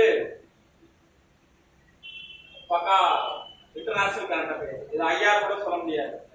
data protection and privacy of its citizen is known as general data protection regulation. எந்த கண்ட்ரியில கொண்டு வந்தான்னு கேட்கறாங்க 2016. ஏன்னா அந்த regulation 2016 கொண்டு வந்து 2018 இம்ப்ளிமெண்டேஷன் பண்ணிருக்காங்க. ஸோ அது 2019 கரண்ட் அஃபேர்ஸ் கேட்டுருக்காங்க. இதே பேட்டர்ன்ல தான் என்ன பண்றாங்க அப்படின்னா இந்தியாவிலேயும் டேட்டா லோக்கலைசேஷன் ஸ்கீம் அப்படிங்கிற ஸ்கீமுக்கு ப்ரொபோசல் வந்து கொடுத்துருக்காங்க. ஸோ இதே தான். ஏன்னா மேக்ஸிமம் நம்ம ஃபாலோ பண்ணக்கூடிய டெக்னாலஜி ரிலேட்டடான விஷயம் எல்லாமே யூரோப்பை ஃபாலோ பண்ணி தான் பண்ணுவோம். நம்ம வெஹிக்கிள் யூஸ் பண்ணுறோம் இல்லையா, BS4 BS6 இருக்காங்க, இது எல்லாமே வந்து யூரோப்பியன் மாடல் தான். அங்கே அவங்க யூஸ் பண்ணக்கூடிய அதே பாட்டம் தான் நம்ம வந்து யூஸ் பண்ணுவோம்.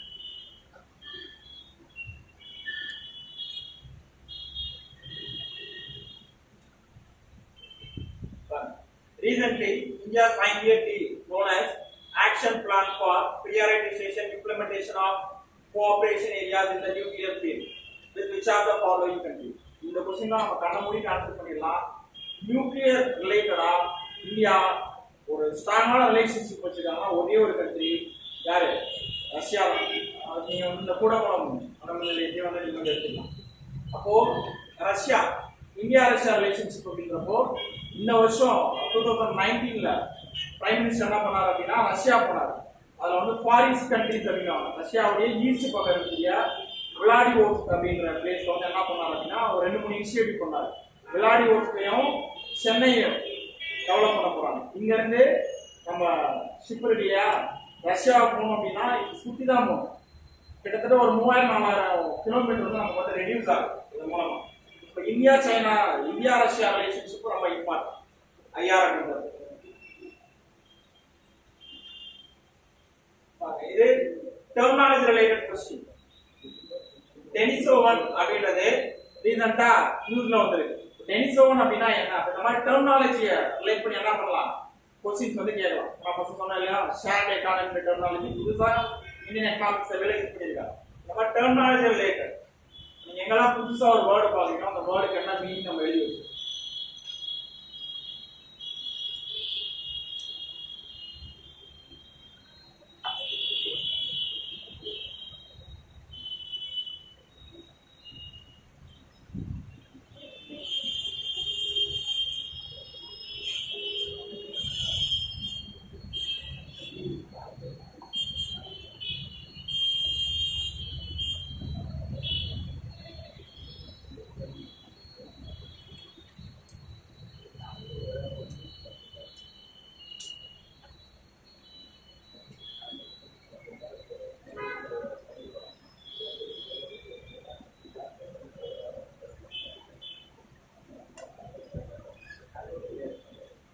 Science and technology related current affairs. சரியா?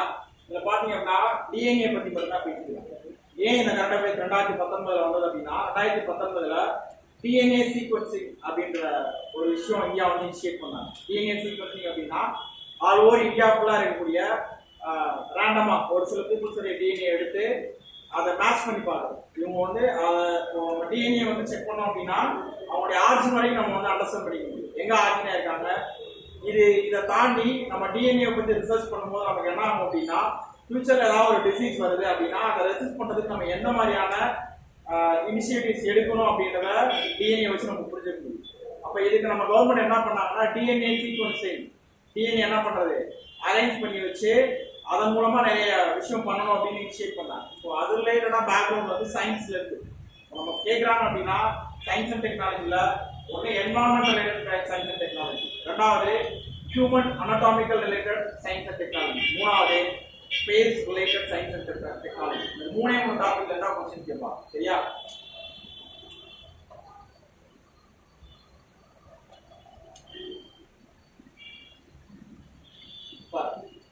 டிஜிட்டல் சிக்னேச்சர் இது 2018ல ட்ரெண்டிங்கான ஒரு விஷயம். என்ன அப்படின்னா இதுக்கு முன்னாடி நம்ம ஏதாவது கவர்மெண்ட் ஆஃபீஸர்கிட்ட போய் சைன் வாங்கணும் அப்படின்னா நம்ம போய் பேப்பர் கொடுப்போம், டேரக்டா சைன் பண்ணி கொடுப்போம். இப்போ கவர்மெண்ட் ஆஃபீஸ்ல எல்லாமே என்ன ஆயிடுச்சு, டிஜிட்டல் சிக்னேச்சர் அப்படின்ற ஒரு கான்செப்டை கொண்டு வந்துட்டாங்க. டிஜிட்டலா அதை கொண்டு வந்துட்டு இப்போ நான் எல்லாத்தையும் ஆன்லைன்லேயே அப்ளை பண்ணிடலாம். ஒரு அப்ளிகேஷன் எனக்கு ஆன்லைன்லேயே அப்ரூவல் ஆகி டிஜிட்டல் சிக்னேச்சர் போட்டு எனக்கு ரிட்டர்ன் வந்துடும். இது ரீசன் இனிஷியேட்டிவ் இந்தியாவில் எல்லா கவர்மெண்ட் ஆஃபீஸ்லையும் டிஜிட்டல் சிக்னேச்சரை கொண்டு வரணும். கிராஸ் ரூட் லெவல் வரைக்கும் கொண்டு வந்துட்டாங்க. எந்த வரைக்கும்னா பஞ்சாயத்து போர்டெலாம் இருக்கு இல்லையா, பஞ்சாயத்து போர்டு பிரசிடென்ட்ல இருந்து கிளர்க் வரைக்கும் டிஜிட்டல் சிக்னேச்சர் வந்து இந்தியாவில் கிரியேட் பண்ணிட்டாங்க.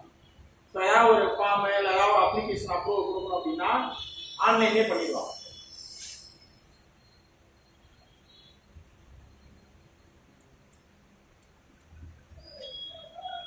Science and technology current affairs. சரியா? வியரபிள் டிவைசஸ் அதை வச்சு ஒரு பர்சனுடைய என்னென்ன விஷயங்கள் வந்து நம்ம ஐடென்டிஃபை பண்ண முடியும் அப்படின்றத வச்சுக்கோங்க.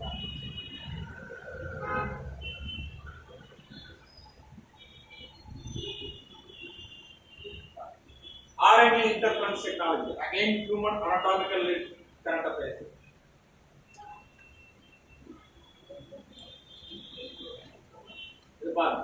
இது space related current affairs. Black hole பத்தி ரிசர்ச் பண்றது மேக்ஸிமம் பிளாக் ஹோல் அப்படின்னு எங்கேயாவது பார்த்தீங்கன்னா பிளாக் ஹோலை பத்தி ரிசர்ச் பண்ற ஒரே ஆர்கனைசேஷன் மேக்ஸிமம் ஒரு 5 மிஷன் ஸ்டார்ட் பண்ணிருக்காங்க. யார் அப்படின்னா நாசா. பிளாக் ஹோல் அப்படின்ற பேர் நமக்கு வந்து மேக்ஸிமம் என்னது நாசா பத்தி தெரியணும். பிளாக் ஹோல் ரிசர்ச் பண்றதுக்கு முக்கியமான காரணமே என்ன, பிளாக் ஹோல்னா தெரியும் இல்லையா? பிளாக் ஹோல்னா என்னது? பிளாக் ஹோல்னா பிளாக் ஹோல் சார் பாருங்க. என்ன அப்படின்னா இதுக்குள்ள நான் ஒரு லைட்டே நான் பாஸ் பண்ணா கூட எஸ்கேப் ஆகி அந்த பக்கம் வெளியில வராது.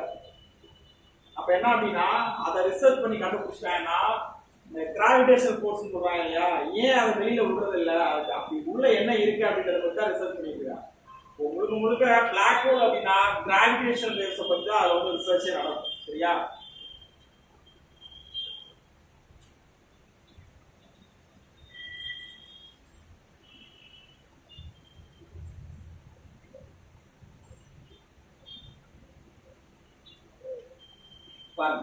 Multi-drug resistance in microbial pathogens in India.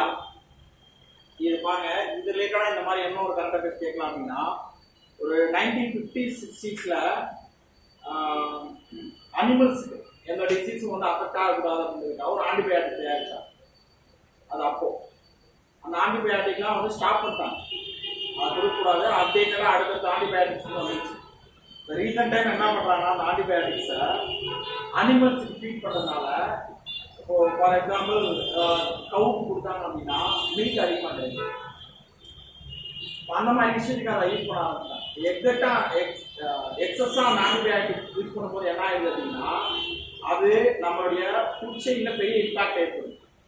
புதுசா ஒரு டிசீஸ் கிரியேட் ஆகிறதுக்கு அதுவே ஒரு ரீசன் ஆனது. அது 2020ல கேட்ட கரண்ட். ஸோ இந்த மைக்ரோபியல் பேத்தோஜன்ஸ் ரிலேட்டடா இந்த வருஷம் கொஸ்டின் கேட்கறதுக்கான சான்சஸ் இருக்குது. சரியா?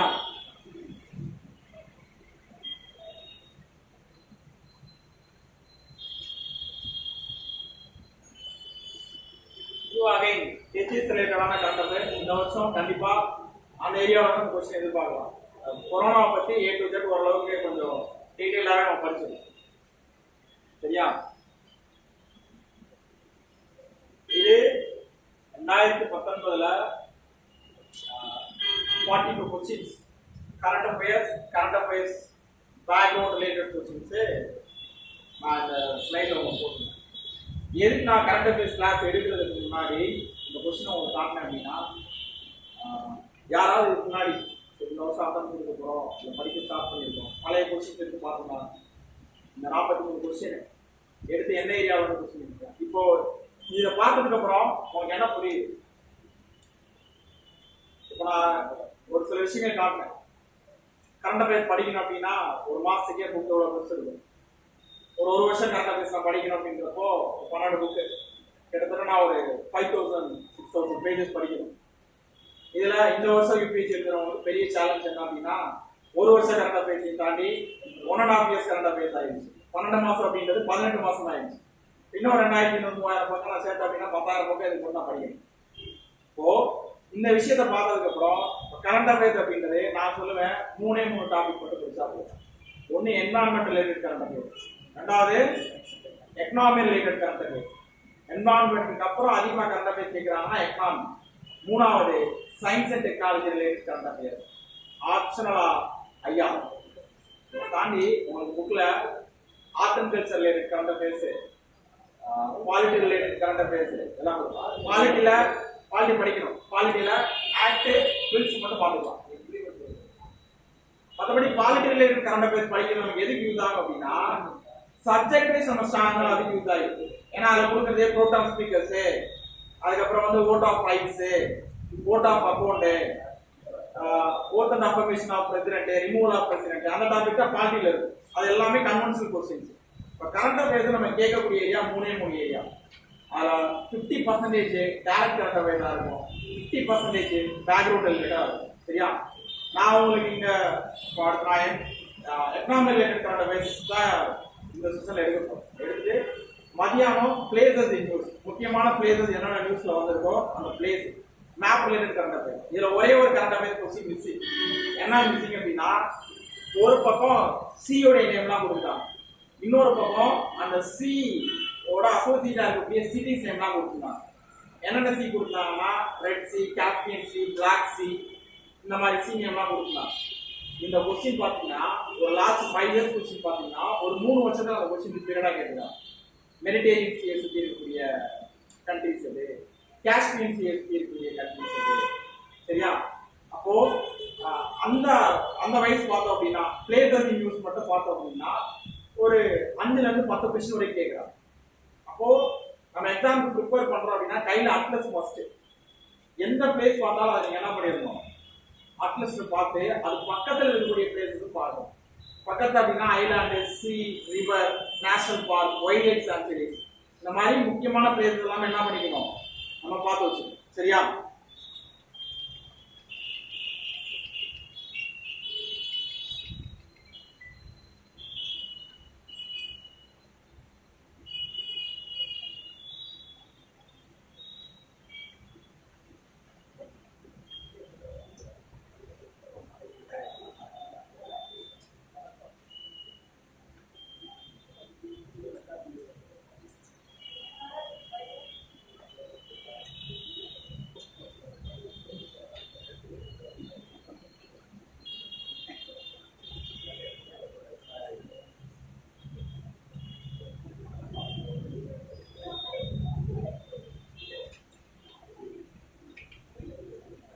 நான் ஒரு 25 டாபிக் செலக்டடா இது எல்லாமே போன ஜூன்ல இருந்து அந்த எக்கனாமிக்ஸ் அந்த டைம் வரைக்கும் இருக்கக்கூடியத அதுல இருக்க ஒரு 20 முக்கியமான டாபிக்.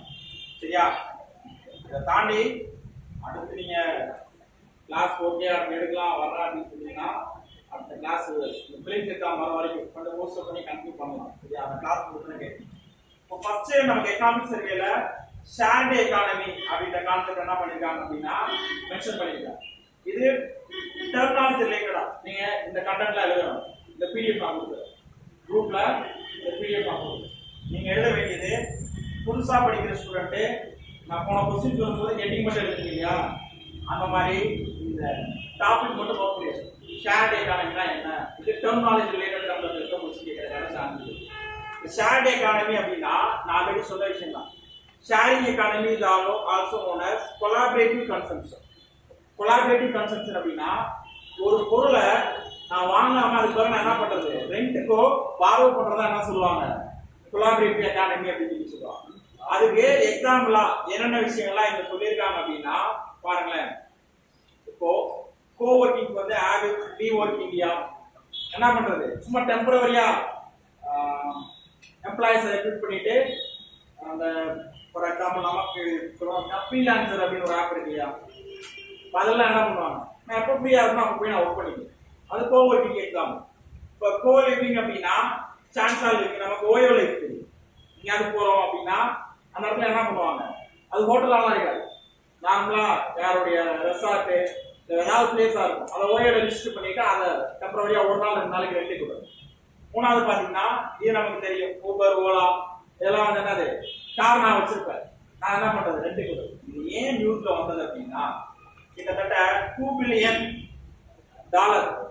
போன பினான்சியல் இயர்ல மட்டும் நமக்கு சர்வீஸ் செக்டார் தான் எப்பயுமே ஜிடிபில அதிகமா கான்ட்ரிபியூட் பண்ணும். இந்த சர்வீஸ் செக்டார்ல போன வருஷம் அதிகமா கான்ட்ரிபியூட் பண்ணது ஷேர் எக்கானமி. இந்த ஷேர் எக்கானமி அப்படின்ற வேர்டு எக்கனாமிக் சர்வேல இருக்கு. ஸோ இதை நமக்கு என்ன பண்ணலாம், கொஸ்டின்ல கேட்கறதுக்கான சான்ஸ் இருக்கு. சரியா, ஷேர் எக்கானமி நீங்க நோட் பண்ண வேணாம், நான் இந்த பிடிஎஃப் நான் உங்களுக்கு கொடுத்துருக்கேன். ஏன்னா நம்ம நோட்ஸ் கொடுத்து எழுதி படிச்சிங்க அப்படின்னா ரொம்ப டைம் ஆகும்.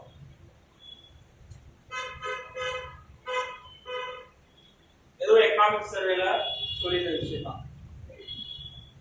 Slow down in Indian economy.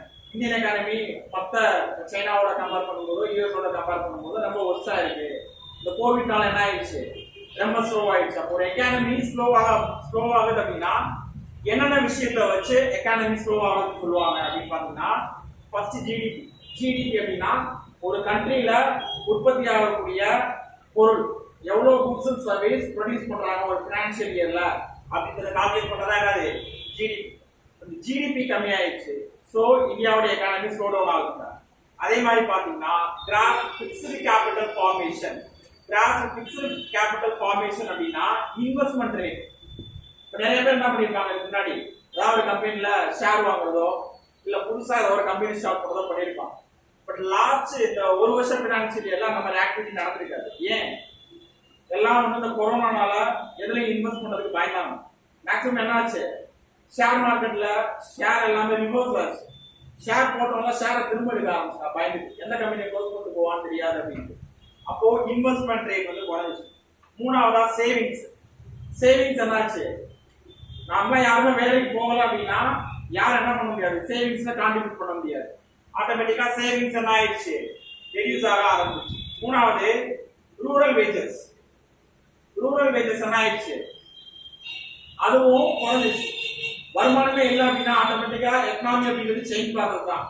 இப்போ என்ன டிபெண்ட் பண்ணி ஒருத்தர் இருப்பான், நான் அவனுக்கு கம்மியான சம்பளம் கொடுக்குறேன் அப்படின்னா அவனை டிபெண்ட் பண்ணி இருக்கிறவனுக்கு கம்மியான மணி தான் ஃப்ளோ ஆகும். இது மணி சர்க்குலேஷன் அப்படின்னு சொல்லி சொல்லுவாங்க. எக்கனாமில ஏதாவது ஒரு இடத்துல ஸ்டக் ஆனாலும் entire country or entire world என்ன ஆகும், அதோடைய இம்பாக்ட் வந்து எக்ஸ்பீரியன்ஸ் பண்ணும். சரியா, மூணாவது கார்பரேட் வேஜஸ் என்ன ஆகும் அப்படின்னா டவுன் ஆகும். அதுக்கு பதிலாக எப்பயுமே கார்பரேட் வேஜஸ் எப்படி இருக்கும் அப்படின்னா டபுள் டிஜிட்ல தான் போகுது. ஆனா இந்த டைம் மட்டும் எப்படி இருந்துச்சு, சிங்கிள் டிஜிட் போகுது. அப்போ நம்ம இந்த பார்த்த பாயிண்ட்லயே டிஃபரெண்டான பாயிண்ட் எது, இதுதான். அப்ப இதெல்லாம் நம்ம எக்ஸாம் பாயிண்ட் ஆஃப்ல ட்விஸ்ட் பண்ணி கேட்கலாம். கார்பரேட் வேஜஸ் வந்து டவுன் ஆயிடுச்சு அப்படின்னு சொன்னாங்கன்னா அதுதான் growth ஆச்சு. பட் ப்ரீவியஸ் இயரை கம்பேர் பண்ணும்போது இந்த வருஷம் அதோட growth வந்து கம்மியாயிருக்கு. அவ்வளவுதான் மேடம். சரியா, நெக்ஸ்ட் பாருங்க. எக்ஸ்போர்ட் பார்த்துக்கோங்க. 2011ல இருந்து 18 வரைக்கும் நம்ம கம்பேர் பண்ணோம் அப்படின்னா எவ்வளவு கம்மியா இருக்கு, 19.6% வந்துருச்சு 24ல இருந்து. அதே மாதிரி இங்கேயும் ஒரு பாயிண்ட், பினான்சியல் இயர் 2013க்கு அப்புறம் நம்மளுடைய ஜிடிபி க்ரோ வந்து இப்பதான் வந்து ரொம்ப ஒர்ஸா இருக்குது, 5% வந்துருச்சு. 2013க்கு அப்புறம் இவ்வளவு ஒர்ஸா இருந்ததே இல்லை. அப்ப இந்த இயரை ஞாபகம் வச்சுக்கணும், 2013 2020. அப்போ இதுதான் வந்து இந்த ரீசன்லாம் வச்சு என்ன பண்றாங்க, இந்தியன் எக்கானமி ஸ்லோ டவுன் ஆயிடுச்சு அப்படிங்கிறாங்க. கிளியரா, டவுட் இருக்கா?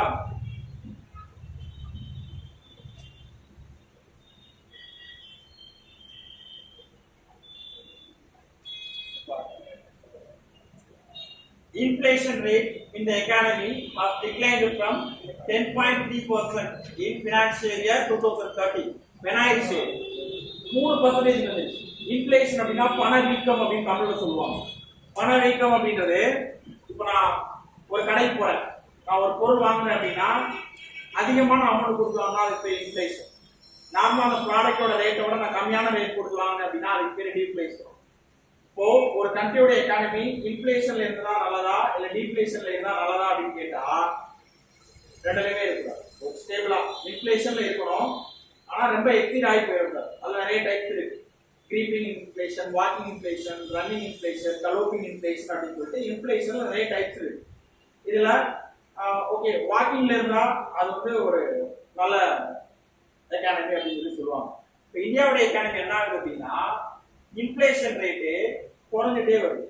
இது ஒரு ஸ்டேஜ்ல என்ன ஆகும் அப்படின்னா டீஃப்ளேஷன் அப்படின்ற கான்செப்டுக்கு எடுத்துருக்கு. டீஃப்ளேஷன் போயிடுச்சுன்னா அந்த எக்கானமியை திரும்ப நம்ம வீட்டுக்கு கொண்டு வரது அப்படிங்கிறது ரொம்ப கஷ்டமான விஷயம். இது இந்தியாவுக்கு மட்டும்தான் அப்படி இருக்கா சார் கேட்டா இல்ல, என்டையர் வேர்ல்டுக்கே இதே ப்ராப்ளம் தான். எல்லாருடைய இன்ஃப்ளேஷன் ரேட்டு குறைஞ்சிட்டே வருது. யூஎஸ் எல்லாம் என்ன பண்ண ஆரம்பிச்சிட்டாங்கன்னா நெகட்டிவ் ரேட் பாலிசி அப்படின்னு ஒரு புது பாலிசியை கிரியேட் பண்ணிட்டாங்க. அதான் நெகட்டிவ் ரேட் பாலிசினா என்னன்னு சொல்றேன். அப்போ இன்ஃப்ளேஷன் ரேட் வந்து பாத்தீங்கன்னா அப்ராக்சிமேட்டா 10% இருந்து 4% வந்துருச்சு. சரியா? இந்த ரீசன்லாம் வச்சுதான் இந்தியன் எக்கானமி ஸ்லோ டவுன் அப்படின்றாங்க.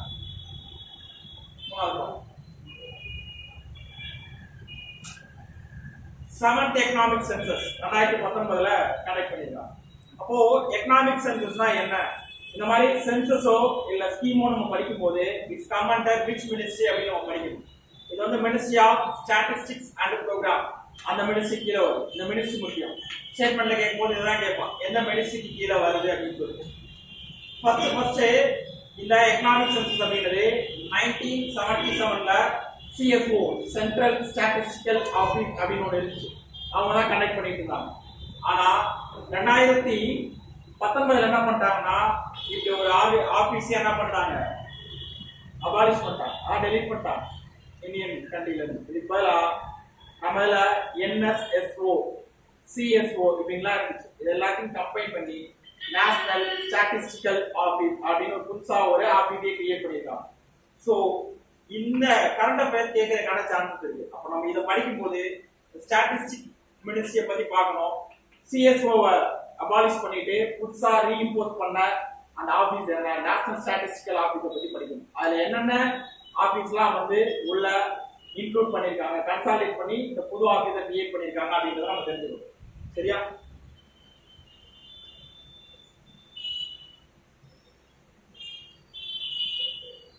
மூடிஸ் ரேட்டிங் அப்படின்னா இது எக்ஸாம்ல கேட்கலாம். இது எக்கனாமிக் சர்வேல மென்ஷன் பண்ண ஒரு விஷயம். இது என்ன அப்படின்னா ரீசெண்டா நான் சொன்னேன் இல்லையா, மகாராஷ்டிரால பிளஸ் பஞ்சாப் இந்த ரெண்டு ஸ்டேட்ல இருக்கக்கூடிய கோஆபரேட்டிவ் சொசைட்டில எலிஜிபிள் இல்லாத பர்சன், எலிஜிபிள் இல்லாத கம்பெனிஸ் இவங்களுக்குலாம் லோன் கொடுத்துட்டு அதை ரெக்கவர் பண்ண முடியாம என்ன பண்றாங்க, பேங்கே க்ளோஸ் பண்ணிட்டு போயிட்டாங்க. ஒரு பேங்கை க்ளோஸ் பண்றோம் அப்படின்னா அதனால அஃபெக்ட் ஆகுது யாரு, காமன் பீப்புள். நான் அங்க போய் என்ன பண்ணிருப்பேன், டெபாசிட் பண்ணி வச்சிருப்பேன். அவன் பேங்க் மூடிட்டு போயிட்டான்னா நான் இன்வெஸ்ட் பண்ண அமௌண்ட் என்ன ஆகுது, என்னுடைய சேவிங்ஸ், அதுக்கு யாரு ரெஸ்பான்சிபிள்? அப்போ ஒருத்தருக்கு லோன் கொடுக்கறதுக்கு முன்னாடி இந்த ரேட்டிங்க வச்சுதான் என்ன பண்ணுவாங்க அப்படின்னா கிரெடிட்டே கொடுப்பாங்க. சரியா? இதுல நம்ம இந்த எல்லா ரேட்டிங்கும் ஞாபகம் வச்சுக்கணுமா சார் அப்படின்னு கேட்டா தேவையில்லை. இது கொஸ்டின்ல கேட்டா terminology related current affairs கேட்கலாம். Moody's rating related to, அப்போ it's related to credit rating. இது வந்து ஒரு credit rating. இப்போ AAA அப்படின்னு இருந்துச்சுன்னா அவருக்கு தாராளமா லோன் கொடுக்கலாம், அந்த லோன் ரெக்கவர் ஆகும். அதே இது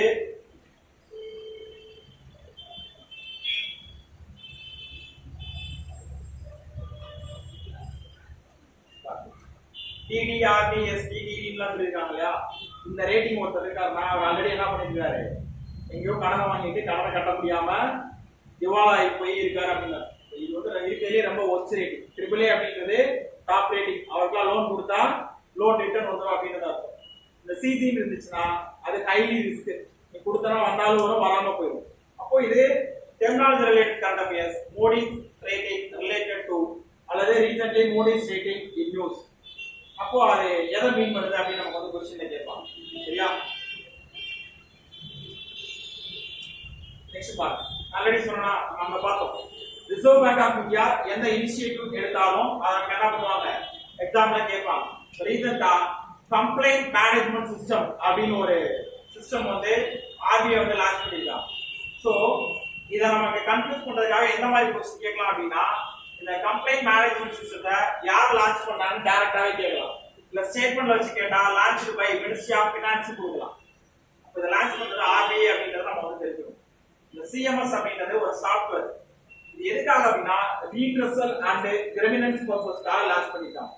நான் ஒரு கஸ்டமர், ஒரு பேங்க்ல நான் ஒரு கஸ்டமர், எனக்கு ஏதோ ஒரு கிரிமினன்ஸ் இருக்கு, அதை நான் வந்து ஆர்பிஐ கிட்ட கம்ப்ளைண்ட் பண்ணணும்னு நினைக்கிறேன் அப்படின்னா இது வந்து ஒரு போர்ட்டல் மாதிரி. நான் இங்க போய் நான் என்ன பண்ணிக்கலாம், நான் என்னுடைய கம்ப்ளைண்ட் கொடுத்தேன்னா எனக்கான சொல்யூஷன் வந்து ஆர்பிஐ வந்து டைரக்டா எனக்கு வரும். சரியா? அப்ப இது ரீசெண்டா லான்ச் பண்ணாங்க. இது யார் லான்ச் பண்ணாங்கன்னு கேட்கலாம், ஆர்பிஐ. அதே மாதிரி யாருக்கான ரீட்ரெசல் போர்ட்டல் கேட்கலாம், கஸ்டமருக்கான ரீட்ரெசல் போர்ட்டல் தான். ஏன்னா ஆர்பிஐ அப்படின்றப்போ மேக்ஸிமம் படிக்கிறது எல்லாமே ஆர்பிஐ டைரக்ட்லி ரிலேட்டட் பேங்க். ஒரு இண்டிவிஜுவல் போய் ஆர்பிஐல அக்கௌண்ட் ஓபன் பண்ணதோ லோன் வாங்கதோ முடியாது. அப்ப நமக்கு என்ன கன்ஃபியூஷன் வரும் அப்படின்னா, அப்ப this is for banks only அப்படின்ற கன்ஃபியூஷன் வரும். பேங்க் கிடையாது, எனக்கு ஏதாவது ப்ராப்ளம் இருக்கு, ஏதோ ஒரு பேங்கோட எனக்கு இஷ்யூ இருக்கு அப்படின்னா அது ரிலேட்டடா நான் வந்து கம்ப்ளைண்ட் பண்ணிக்கிறேன். சரியா?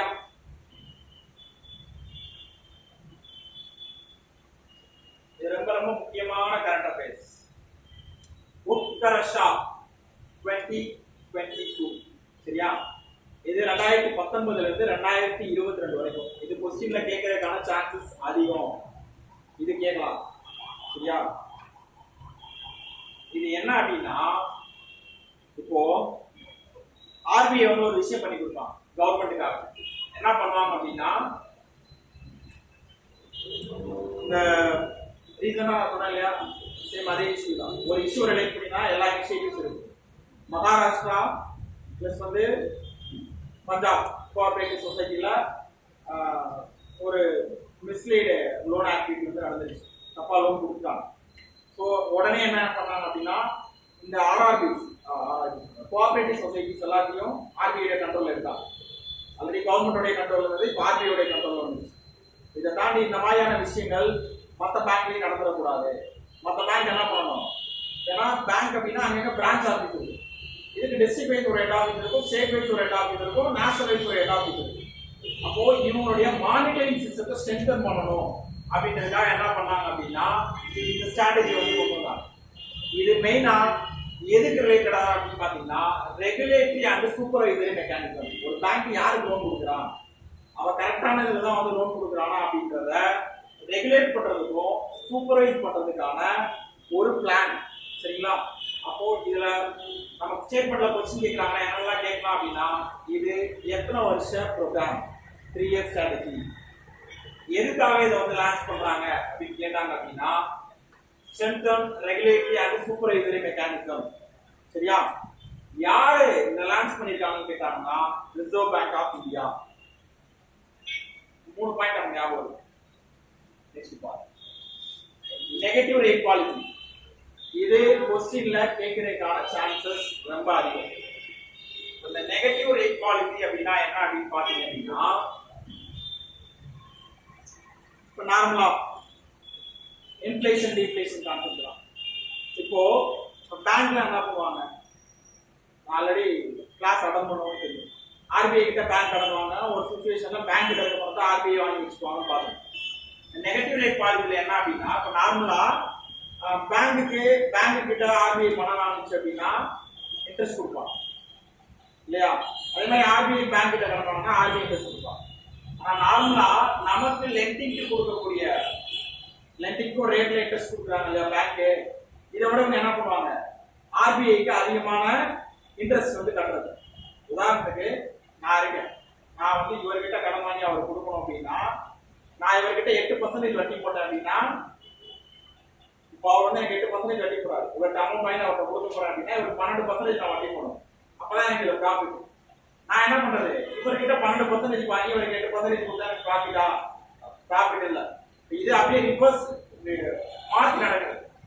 அப்போ சென்ட்ரல் பேங்க் அதிகமான வட்டியை கொடுக்குறது பேங்க்.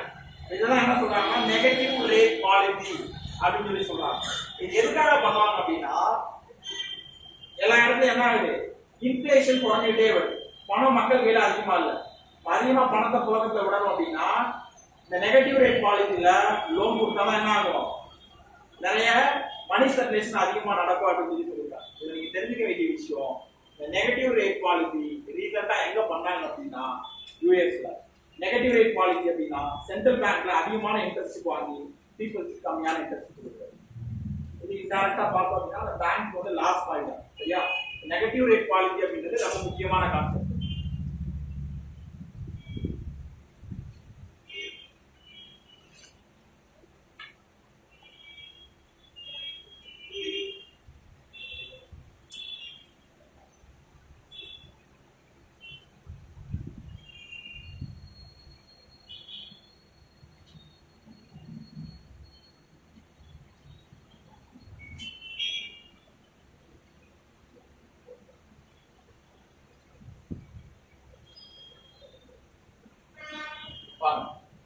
ரெகுலேட்டரி சாண்ட்பாக்ஸ் இது வந்து ஒரு குளோபல் லெவல் இனிஷியேட்டிவ். எல்லா சென்ட்ரல் பேங்க்குமே இருக்கக்கூடிய ஒரு முக்கியமான பொறுப்பு அப்படின்னு வச்சுக்கோங்க. இது என்ன அப்படின்னா டெக்னாலஜி வைஸ் புது புது இனோவேஷன்ஸை நம்ம பேங்கிங் ரிலேட்டடான விஷயத்துல கொண்டு வரும். இந்த ரெகுலேட்டரி சாண்ட்பாக்ஸுக்கு ஒரு பேங்கோ இல்ல ஒரு பினான்சியல் இன்ஸ்டிடியூஷனோ இது உள்ள வரணும் அப்படின்னா அதோடைய மினிமம் நெட்வொர்க் எவ்வளவு இருக்கணும், 25 lakhs. சரிங்களா? பேலன்ஸ் ஷீட் வச்சு பார்க்கும்போது 25 lakhs கொஞ்சம் கன்ஃபியூஷனாக இருக்கும். பேலன்ஸ் ஷீட்னா என்ன, ஆர்பிஐனா என்ன, புதுசாக படிக்கிறவங்க கன்ஃபியூஷனாக இருக்கும். நீங்கள் ஜஸ்ட் டாபிக் மட்டும் நோட் பண்ணி வச்சுக்கோங்க. அப்போ இந்த 25 lakhs பேலன்ஸ் ஷீட் நெட்வொர்க் இருந்துச்சு அப்படின்னா பேலன்ஸ் ஷீட்ல அவங்க இந்த ரெகுலேட்டரி சாண்ட்பாக்ஸ் கீழே வருவாங்க. அப்ப இந்த ரெகுலேட்டரி சாண்ட்பாக்ஸ் கீழே என்ன வரும் அப்படின்னா எல்லாத்தையும் மேக்ஸிமம் வந்து டிஜிட்டலைசேஷன் பண்ணும். டேட்டா ஷேரிங் தான் இங்கே நடக்கும். சரியா? அப்போ இதுல நம்ம முக்கியமா தெரிஞ்சுக்க வேண்டிய விஷயம், இதுல எந்தெந்த விஷயங்கள்லாம் வந்து இன்க்ளூட் பண்ணிருக்காங்க, எந்தெந்த விஷயங்கள்லாம் வந்து லெஃப்ட் அவுட் பண்ணிருக்காங்க அப்படின்னு பாத்தீங்க அப்படின்னா மணி டிரான்ஸ்ஃபர் சர்வீசஸ், அது மாதிரி know your customers, financial inclusion, cyber security, இதெல்லாம் வந்து ரெகுலேட்டரி சாண்ட்பாக்ஸ் கீழே இன்க்ளூட் ஆயிருக்கு. இந்தியாவை பொறுத்த வரைக்கும் எதை வந்து லெஃப்ட் அவுட் பண்ணிருக்காங்கன்னா கிரிப்டோ கரன்சி இந்தியாவில் அக்செப்டபிள் கிடையாது. பிட்காயின்ஸ் வந்து இந்தியாவில் இன்னும் வந்து லீகல் கரன்சி கிடையாது. ஃபேஸ்புக் வந்து லிப்ரா அப்படின்னு டிஜிட்டல் கரன்சி வந்து லான்ச் பண்ண போறாங்க. பட் அது சேலஞ்ச் என்ன அப்படின்னா இந்தியாவில் அதை கொண்டு வர முடியுமா அப்படின்றதான் பெரிய இஷ்யூவே. ஏன்னா இந்தியாவில் வந்து அக்செப்ட் பண்ணுறதுக்கான கைட்லைன்ஸ் இன்னும் கொடுக்கல. சரியா? வேற என்னெல்லாம் இல்லை இது பண்ணியிருக்காங்க அப்படின்னா கிரெடிட்க்கு ரெஜிஸ்டர் பண்ணக்கூடிய விஷயம், கிரெடிட் இன்ஃபர்மேஷன்லாம் எதில் வராது, இந்த ரெகுலேட்டரி சாண்ட்பாக்ஸ் கீழே வராது. சரியா? ரெகுலேட்டரி சாண்ட்பாக்ஸ் அப்படின்றது ரிசர்வ் பேங்க் ஆஃப் இந்தியாவுடைய இனிஷியேட்டிவ். இது புது புது இனோவேஷன்ஸை டெக்னாலஜிக்கல் வைஸ் வந்து அப்டேட் பண்ணணும் அப்படின்றதுக்காக கொண்டு வந்த ஒரு இனிஷியேட்டிவ். சரியா?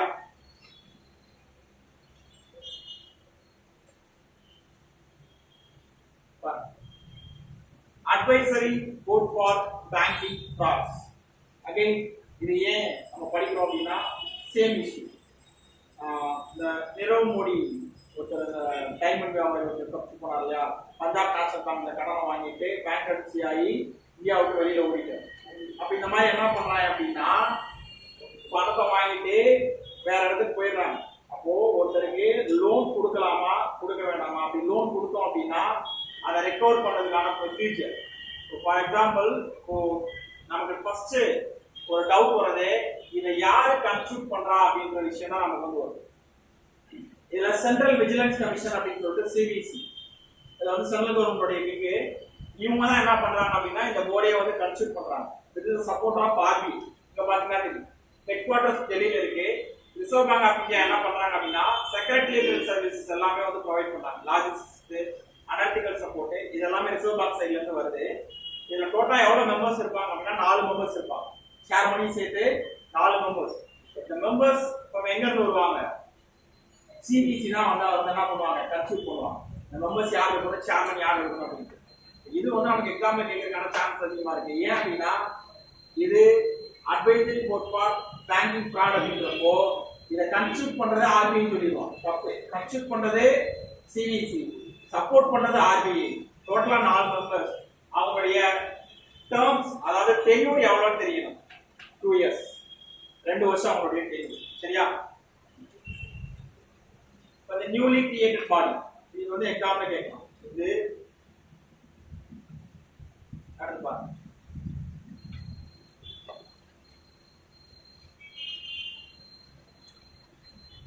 RBI panel on economic capital framework.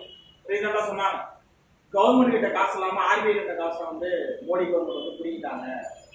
இதுவரைக்கும் இந்தியன் ஹிஸ்டரியே நடந்தது இல்லை அப்படின்லாம் சொன்னாங்க இல்லையா. இதுக்கான ப்ரொவிஷன்ஸ் RBI ஆக்ட்ல மென்ஷன் பண்ணியிருக்காங்க. எக்ஸஸா RBIக்கு அமௌண்ட் வந்தது அப்படின்னா அந்த அமௌண்ட்டை கவர்மெண்ட் அவங்க என்ன பண்ணலாம் கொடுக்கறதுக்கான ப்ரொவிஷன்ஸ் இருக்கு. பட் நமக்கு எக்ஸாம் பாயிண்ட் ஆஃப் வியூல என்ன கேட்பாங்க அப்படின்னா இதை ரெக்கமெண்ட் பண்ண கமிட்டி யார் அப்படின்னு கேட்பாங்க. பீமல் ஜலான் அப்படின்றவர் என்ன பண்ணார் அப்படின்னா RBI கிட்ட எக்ஸஸா இருக்க அமௌண்ட்டை வந்து கவர்மெண்ட்டுக்கு கொடுக்கலாம் அப்படின்னு சொல்லிட்டு ரெக்கமெண்ட் பண்ணது பீமல் ஜலான் அப்படின்றவர் தான் வந்து ரெக்கமெண்ட் பண்ணாரு. சரியா? அப்போ நம்ம எக்ஸாம் பாயிண்ட் ஆஃப் வியூல இந்த பீமல் ஜலான் அப்படின்றதா ரொம்ப முக்கியம். RBI panel on economic capital framework headed by whom அப்படின்னு கேட்கலாம். பீமல் ஜலான். இந்த கேபிட்டல் ஃப்ரேம்வொர்க் அப்படின்றது excess amount transfer from RBI to government. RBI கிட்ட எக்ஸஸா இருக்க அமௌண்ட்டை கவர்மெண்ட்டுக்கு ட்ரான்ஸ்ஃபர் பண்றது தான் இந்த எக்கனாமிக் கேபிட்டல் அப்படின்றது. சரியா?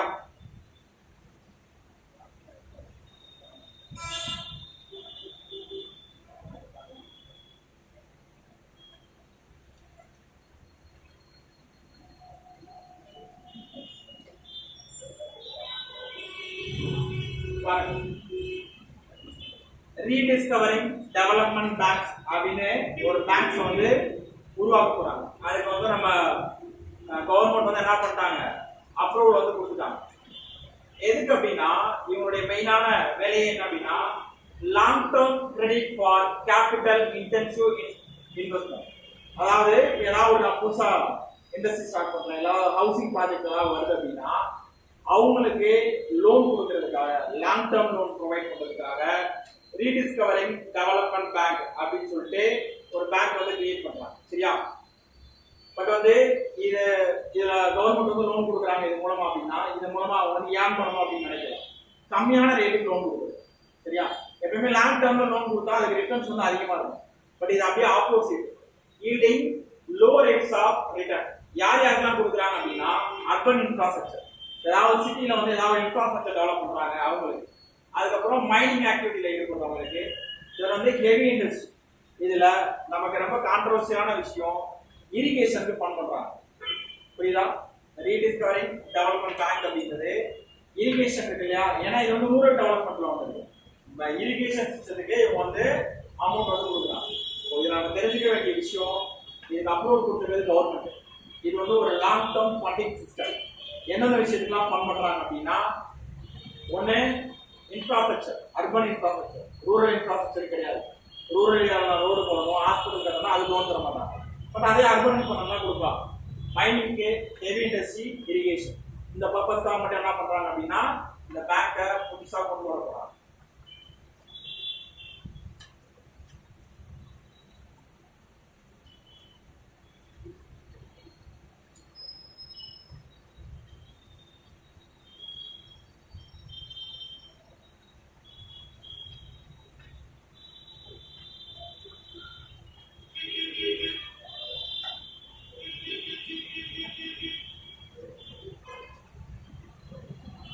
பாருங்க, இதெல்லாம் கவர்மெண்ட் பிளான்ஸ் கொடுத்துருக்காங்க, மெர்ஜ் பண்ணிட்டாங்க.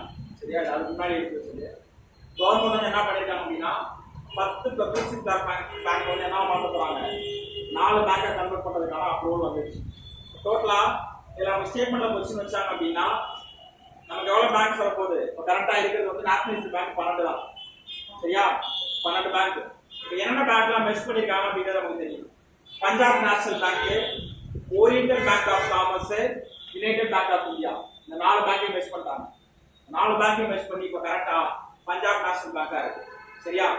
இதுதான் இந்தியாவிலேயே ஸ்டேட் பேங்க் ஆஃப் இந்தியாவுக்கு அப்புறம் லார்ஜஸ்ட் லெண்டிங் செக்டார் பேங்க். சரியா? ஸ்டேட் பேங்க் தான் இப்போ இருக்கிறதே அதிகமான பிரான்ச் வச்சிருக்காங்க. ரூரல் லெவல் வரைக்கும் அதிகமாக லெண்ட் பண்ணக்கூடிய கெப்பாசிட்டி யாருக்கு இருக்குன்னா ஸ்டேட் பேங்க். ஸ்டேட் பேங்க் அப்புறம் பஞ்சாப் நேஷனல் பேங்க் தான் இருக்கு. அதே மாதிரி கனரா பேங்கையும் சிண்டிகேட் பேங்க் என்ன பண்ணிட்டாங்கன்னா மெர்ஜ் பண்ணிட்டாங்க. கரெக்டா கனரா பேங்க் மட்டும் தான் இருக்கு. சிண்டிகேட் பேங்க் கிட்டலாம் கனரா பேங்க் மாத்திருப்பாங்க. அதே மாதிரி யூனியன் பேங்க் ஆஃப் இந்தியாவையும் ஆந்திரா பேங்கையும் கார்பரேஷன் பேங்க் என்ன பண்ணிட்டாங்க மெர்ஜ் பண்ணிட்டாங்க. இப்போ கரெக்டா இது என்ன பேங்க் இருக்கு அப்படின்னா யூனியன் பேங்க் ஆஃப் இந்தியா மட்டும் தான் இருக்கு. அதுக்கப்புறம் இந்தியன் பேங்கையும் அலகாபாத் பேங்கையும் மெர்ஜ் பண்ணிட்டாங்க. கரெக்டா அலகாபாத் பேங்க் ஒரு பேங்க் கிடையாது. அது என்ன பேங்கா மட்டும் தான் இருக்கு. இப்போ கரெக்ட் ரன் ஆகிட்டு இருக்குது இந்தியன் பேங்க். அப்போ இதுல நமக்கு எந்த பேங்கோட மெர்ஜ் பண்ணிருக்காங்க அப்படின்றதுல கிளியரா இருக்கும். ஏன்னா இதை அப்படியே ஸ்டேட்மெண்ட்ல மாத்தி கேட்கலாம். சரியா?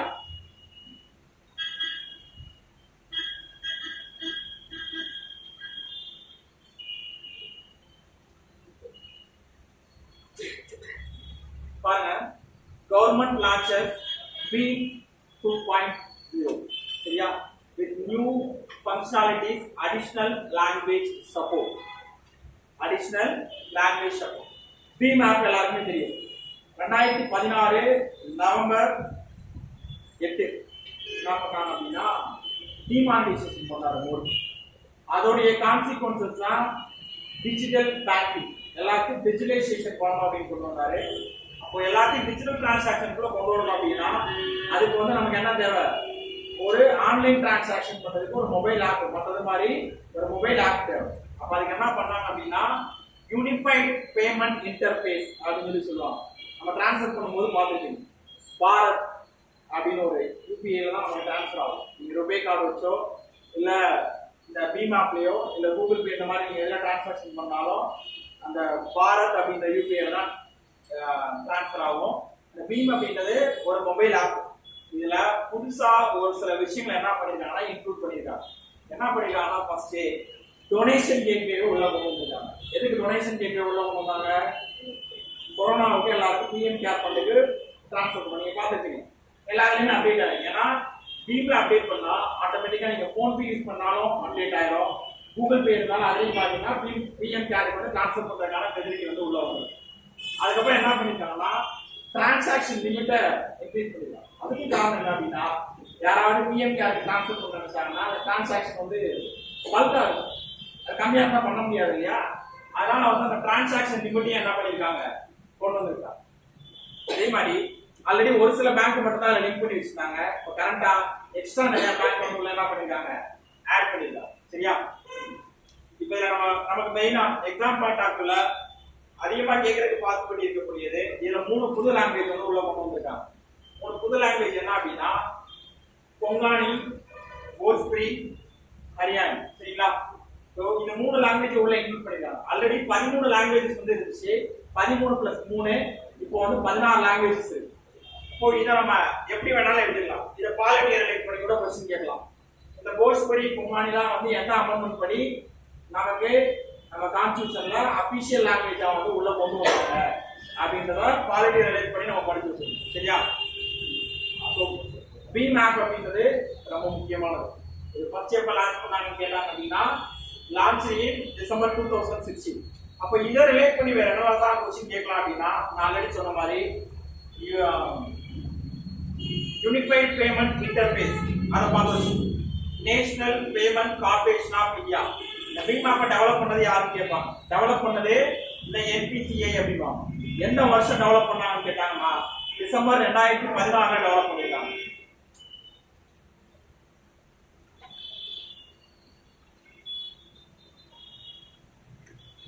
பாருங்க,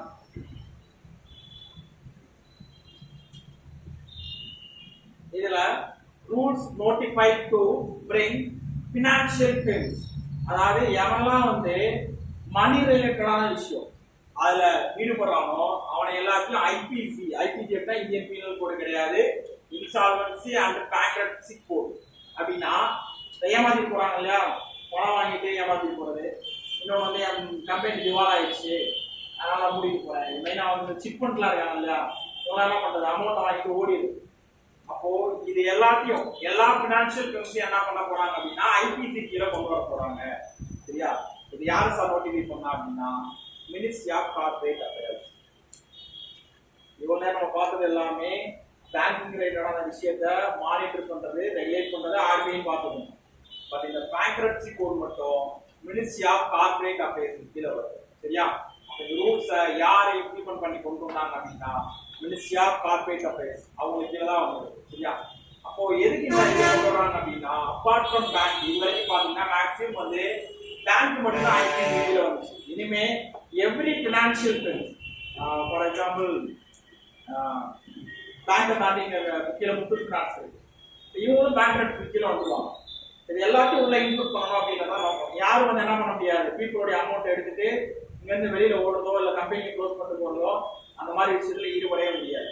அப்போ இதுவும் கொஞ்சம் இம்பார்ட்டன்டான கரண்ட் அஃபேர்ஸ் தான். இதை நம்ம கிளிக் பண்ணி கேட்டா மினிஸ்ட்ரி ஆஃப் கார்ப்பரேட் அஃபேர்ஸ் சொல்லிருக்காங்க இல்லையா, இதுக்கு பதிலா ஆர்பிஐ கொடுத்துடலாம். This code was developed by RBI கொடுத்தாங்கன்னா தப்பு.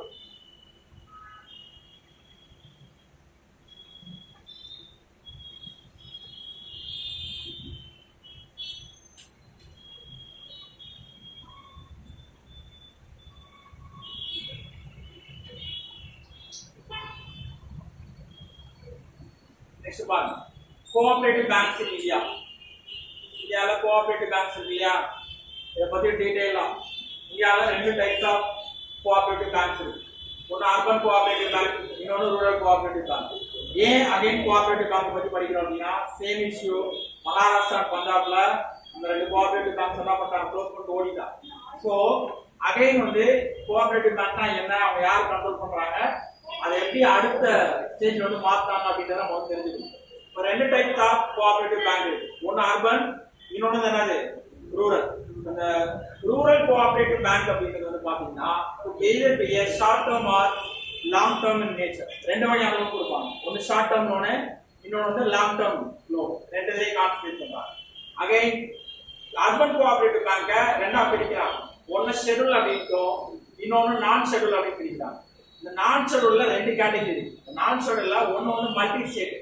ஒரு கோஆபரேட்டிவ் சொசைட்டி என்ன பண்ணிருப்பாங்க, கோஆபரேட்டிவ் பேங்க் தமிழ்நாட்டுல இருக்கும், ஆந்திரால இருக்கும். ஒரு சில கோஆபரேட்டிவ் பேங்க் வந்து சிங்கிள் ஸ்டேட்ல மட்டும் தான் இருக்கும். அது எங்க இருக்கும், தமிழ்நாட்டுல இருந்தா தமிழ்நாட்டுல மட்டும் தான் இருக்கும். சிங்கிள் ஸ்டேட்ல இருந்தா அவங்க ஸ்டேட் ரிஜிஸ்டர்ல கண்ட்ரோல்ல வருவாங்க.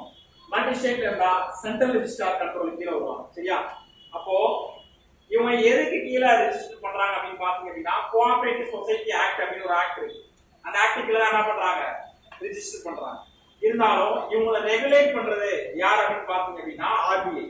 எந்த ஆக்ட் கீழே ரெகுலேட் பண்றாங்க அப்படின்னா பேங்கிங் ரெகுலேஷன் ஆக்ட் 1949 கீழேயும் பேங்கிங் லாஸ் 1955 கீழே ரெகுலேட் பண்றாங்க. பட் வந்து ரெகுலேட் பண்றது அப்படின்றது இவங்களுக்கு கைட்லைன்ஸ் கொடுக்குறது, நீங்க என்ன விஷயத்தை ஃபாலோ பண்ணணும் அப்படின்றது. பட் இவங்க யாருடைய கண்ட்ரோலுக்கு கீழே இருப்பாங்க அப்படின்னா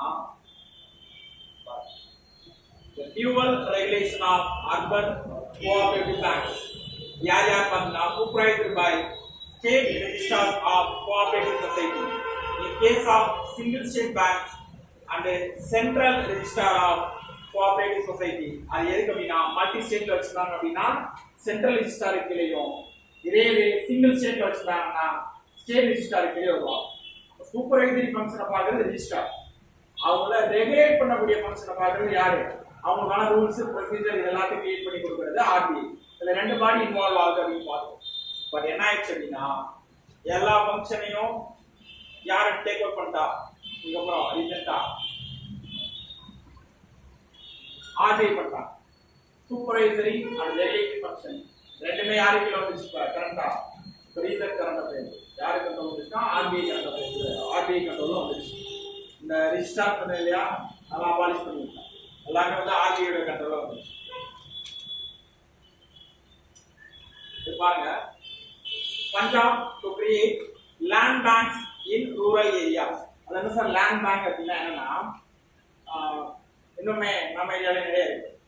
கோவிலுக்கு சொந்தமா ஊருக்கு சொந்தமா நிறைய நிலம் இருக்கு. அந்த லேண்ட் என்ன அப்படின்னா அக்ரிகல்ச்சர் பண்ணாம ஓகே.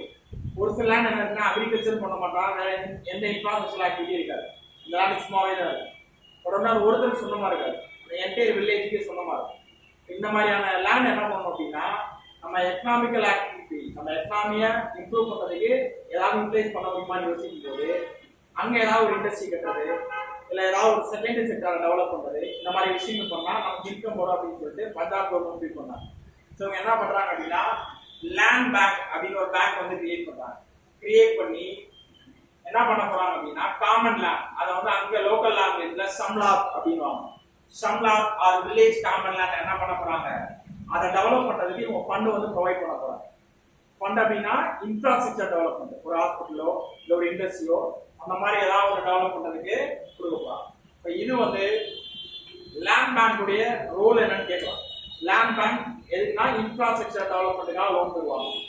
லேண்ட் பேங்க் வந்து காமன் லேண்டை டெவலப் பண்றதுக்காக மட்டும் தான் லோன் தருவாங்க. நான் சார் என்கிட்ட லோன் இருக்கு, என் லேண்டை டெவலப் வில்லேஜுக்கு சொந்தமான லேண்டோ இல்லை ஒரு ட்ரஸ்ட் அப்படின்றது வந்து எல்லா கம்யூனிட்டியும் சேர்ந்தவங்க பர்டிகுலர் கம்யூனிட்டியை சேர்ந்த ட்ரஸ்ட்டுக்கு தர மாட்டாங்க.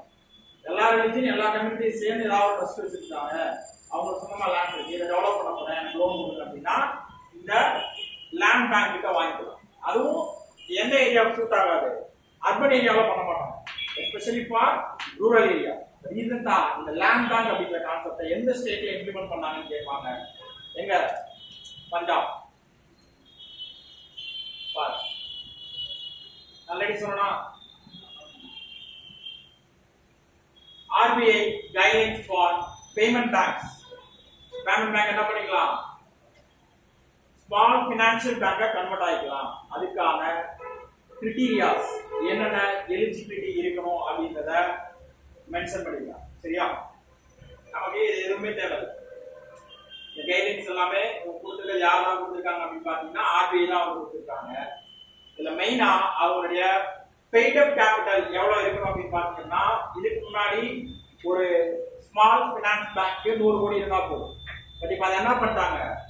200 கோடியா ரைஸ் பண்ணிட்டாங்க. 200 crores ரைஸ் பண்ணிட்டாங்க. அது மாதிரி பார்த்தீங்கன்னா small financial banks should be listed within 3 years of reaching net worth. அவங்க அதை ஸ்மால் ஃபினான்ஷியல் பேங்கை கன்வெர்ட் பண்ணி 3 வருஷத்துக்குள்ள அவங்க நெட் ஒர்த் எவ்வளவு காட்டணும்? 500 crores இன்க்ரீஸ் பண்ணி காட்டணும்.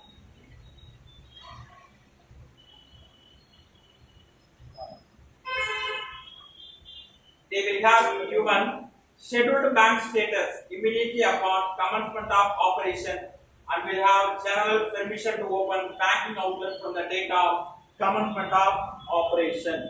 Small financial bank இவங்க வந்துட்டாங்க அப்படின்னா இவங்களுக்கு வந்து scheduled bank status வந்து கொடுத்துருவாங்க. scheduled bank என்ன எலிஜிபிலிட்டி கிரைட்டீரியா அப்படின்னு பார்த்தீங்கன்னா இதுக்கு முன்னாடி paid up capital 100 crores தான் அவங்க வந்து scheduled bank கேட்டகரி கொண்டு வருவாங்க. சேம் அதே நாம இவங்களுக்கு கொடுக்குறாங்க அப்படின்றப்போ இவங்களுக்கு ஷெட்யூல்டு பேங்க் அப்படின்ற ஸ்டேட்டஸ் வந்து கிடைச்சது. பட் என்ன அப்படின்னா இதை இவங்க ஷேர்ஸா இஷ்யூ பண்ணுவாங்க இல்லையா? ஒரு பேங்க் இருக்கு அப்படின்னா நிறைய ஷேரை வந்து இஷ்யூ பண்ணுவாங்க. அப்படி இஷ்யூ பண்ணும்போது ஃபர்ஸ்ட் ஸ்டார்டிங்ல 40% ஆஃப் ஷேர் வந்து சிங்கிள் ஓனர் கீழே. ஏன் இவங்க நிறைய பேர்ட்ட கொடுத்தா அப்படின்னா இவனை ஏமாத்திட்டு போறது சான்ஸ் இருக்கு. அப்போ ஃபர்ஸ்ட் பாத்தீங்க அப்படின்னா 40% ஆஃப் பெய்ட் அப் கேபிட்டல் வந்து எவ்வளவு இருக்கணும்? ஒருத்தர் கீழே இருக்கணும். எத்தனை வருஷத்துக்கு? 5 வருஷத்துக்கு. அதுக்கப்புறம் அதை என்ன பண்ணிக்கலாம் அப்படின்னா கொஞ்சம் கொஞ்சமா குறைச்சிட்டே வந்துக்கலாம். 30% வந்து 10 வருஷம், 15% வந்து 15 வருஷம். இப்போ என்ன பண்ணிக்கலாம் அப்படின்னா அவங்க ரிலீஸ் பண்ணிக்கலாம் ஷேர்ஸ். 40% இருக்கு அப்படின்னா ஒரு 10 வருஷம் ஆயிடுச்சுன்னா அதுல வந்து ஒரு 20% ரிலீஸ் பண்ணி விட்டுக்கலாம். அடுத்த அகைன் வந்து ஒரு 15% வரைக்கும் அவங்க ரிலீஸ் பண்ணிட்டே வரும். அவங்களுடைய கான்ட்ரிபியூஷன் ரொம்ப ரொம்ப முக்கியமான கரண்ட் அஃபேர்ஸ் கேட்கறதுக்கான சான்சஸ் நிறைய இருக்கு. ஆபரேஷன் ட்விஸ்ட் RBI எடுக்கும் போது மானிட்டரி பாலிசி பார்த்துருப்போம். மானிட்டரி பாலிசியில ஓப்பன் மார்க்கெட் ஆபரேஷன் அப்படிங்கிற ஒரு கான்செப்ட் வந்து பார்த்துருப்போம். ஓப்பன் மார்க்கெட் ஆபரேஷன் அப்படின்னா கவர்மெண்ட்டுக்காக RBI என்ன பண்ணும் அப்படின்னா பாண்டை சேல்ஸ் பண்ணி கொடுப்பாங்க. கவர்மெண்ட் செக்யூரிட்டிஸ் அப்படின்னா ஜிசெட்ஸ். சரியா? கவர்மெண்ட் செக்யூரிட்டிஸ்ல கவர்மெண்ட்டுக்காக வந்து RBI வந்து சேல்ஸ் பண்ணி கொடுப்பாங்க. இந்த ஆபரேஷன் ட்விஸ்ட் அப்படின்றது என்ன அப்படின்னா நிறைய ஷார்ட் டேர்ம் செக்யூரிட்டிஸை வந்து என்ன பண்ண போறாங்க? ரிலீஸ் பண்ணிட்டு இவங்க வெளியில போய் என்ன பண்றது? லாங் டேர்ம் செக்யூரிட்டிஸே வாங்குறோம்.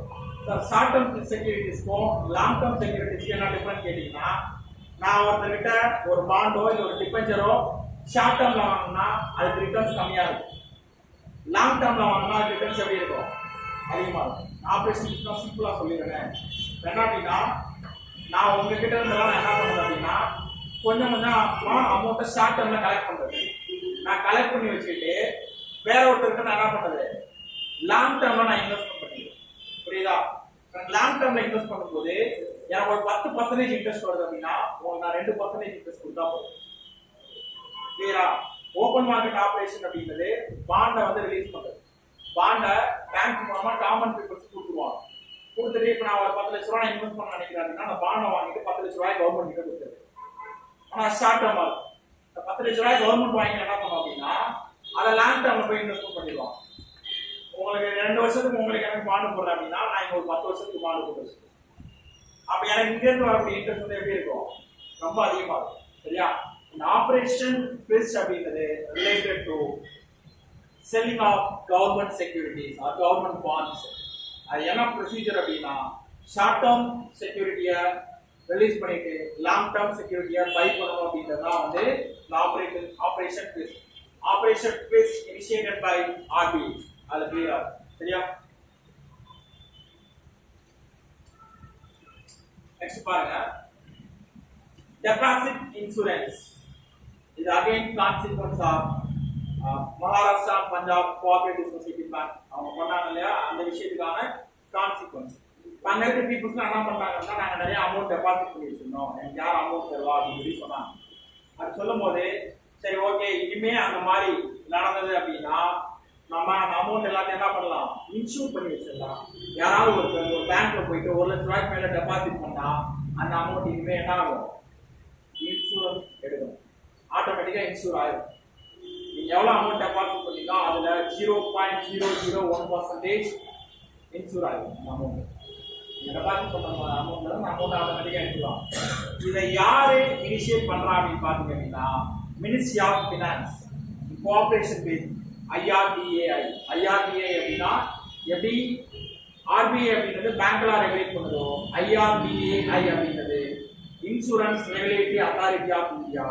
they regulate all the insurance companies. என்ன பண்ணுவாங்க, எல்லா இன்சூரன்ஸ் கம்பெனிஸையும் ரெகுலேட் பண்ணக்கூடிய வேலையை பார்ப்பாங்க. சரியா? பாருங்க, அதுக்கு இந்த டெபாசிட் இன்சூரன்ஸ் ப்ரோக்ராம் இனிஷியேட் பண்ணணும் இல்லையா, அதுக்கு deposit insurance and credit cooperation தனியா வந்து ஒரு கார்ப்பரேஷன் வந்து உருவாக்கி இருக்காங்க.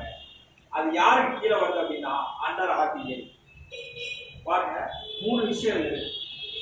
மினிஸ்ட்ரி ஆஃப் பினான்ஸ் இனிஷியேட் பண்றாங்க, IRDAI தான் வந்து இதுக்கு வந்து insurance agency, but regulating authority யாரு, RBI.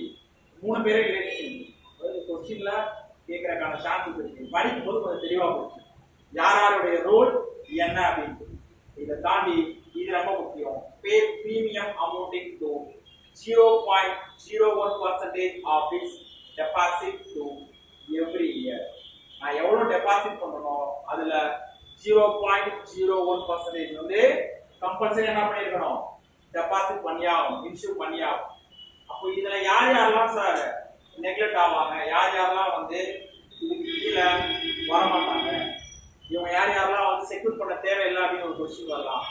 The corporation covers all commercial and cooperative banks. இது நீங்க எந்த கமர்ஷியல் பேங்க், நீங்க IOB போனாலும் சரி, SBI போனாலும் சரி, எல்லா இடத்துலயும் இது கவர் ஆகும். எக்ஸப்ட் எந்தெந்த ஸ்டேட்டை எக்ஸப்ட் பண்றாங்க அப்படின்னா மேகாலயா, சண்டிகர், லட்சத்தீப், தத்ரானா. சரியா? இந்த ஸ்டேட்டுக்குலாம் வந்து இந்த ஸ்டேட்ஸ் அண்ட் யூனியன் டெரிட்டரிஸ்லாம் இது அப்ளிகபிள் கிடையாது. நம்ம தெரிஞ்சுக்க வேண்டிய விஷயம், எந்தெந்த ஸ்டேட் வராதுன்னு நல்லா பார்த்துக்கணும். இதான் எக்ஸாம்பிள் கேட்கலாம்.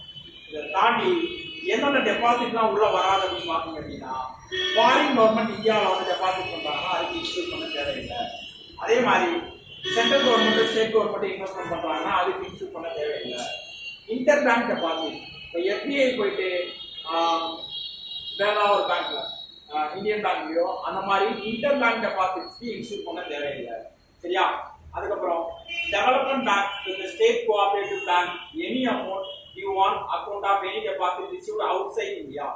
நல்லா தெரிஞ்சுக்கோங்க, இந்தியாவுல இருந்து வெளியில வேற கண்ட்ரில இருந்து உள்ள அமௌண்ட் வந்தாலும் என்ன தேவையில்லை, அதுக்கு இன்சூர் பண்ணணும் அப்படின்ற அவசியம் கிடையாது.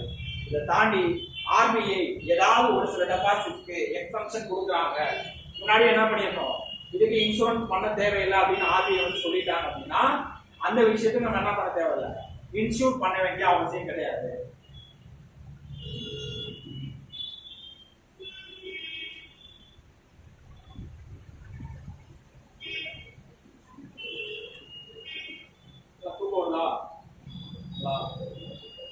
Next is mentioned discount rate. அவ்வளவுதான் முடிச்சிடலாம். கொஞ்சம் இருக்கு, இதை முடிச்சு பிரேக் கொடுக்கலாம். மதியானம் கொஞ்சம் மேப் பார்த்தோம்னா கொஞ்சம் ஈஸியா இருக்கும். பிளேஸஸ் தான் பார்த்துட்டே வந்தோம்னா தூக்கம் வராது. mentioned discount rate. mentioned discount rate அப்படின்னா என்னன்னா, இப்போ நான் போயிட்டு ஏதோ ஒரு கடையில் போயிட்டு ஏதோ ஒரு பொருள் வாங்கும் போது நான் கிரெடிட் கார்டோ டெபிட் கார்டோ யூஸ் பண்ணேன் அப்படின்னா அதுக்கு ஒரு அமௌண்ட் சார்ஜ் பண்ணுவோம், ப்ராசஸிங் சார்ஜ் ஒரு சார்ஜ் பண்ணுவோம். இப்போ அந்த சார்ஜ் என்ன பண்றாங்கன்னா ஒரு சில மெர்ச்சன்ட்ஸ் மட்டும், ஒரு சில கடைக்காரங்க மட்டும் என்ன பண்றாங்க, அதுல இருந்து எக்ஸ்டென்ஷன் கொடுக்குறாங்க. அதுக்கு பேர் தான் மெர்ச்சன்ட் டிஸ்கவுண்ட் ரேட். சரியா? அப்போ இன்னும் வந்து ஒரு சிலர் வந்து கம்பல்சரி ஆன்லைன் டிரான்சாக்ஷன் பண்ணணும் அப்படின்றாங்க. யார் அப்படின்னா ஒரு வருஷத்துக்கு ஆனுவல் டர்ன் ஓவர் 50 crore அல்லது அதுக்கு மேல இருந்துச்சு அப்படின்னா அவங்க கம்பல்சரி யூபிஐ QR கோடை வச்சு என்ன பண்ணணும், ஆன்லைன் டிரான்சாக்ஷன் பண்ணணும். அந்த மாதிரி வருஷத்துக்கு 50 கோடிக்கு மேல டர்ன் ஓவர் பண்றவங்களுக்கு இந்த மர்ச்சன்ட் டிஸ்கவுண்ட் ரேட் அப்ளிகபிள்.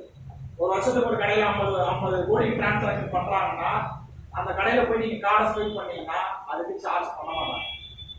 புரியுதா? சின்ன சின்ன கடையில போய் பண்ணா இப்போ உதாரணம் சொல்றேன், சரவணா ஸ்டோர்ஸ், வசந்தன் கோ இதெல்லாம் வந்து வருஷத்துக்கு ஆனுவல் டர்ன் ஓவர் வந்து இவனுக்குலாம் 50 கோடிக்கு மேல இருக்கு.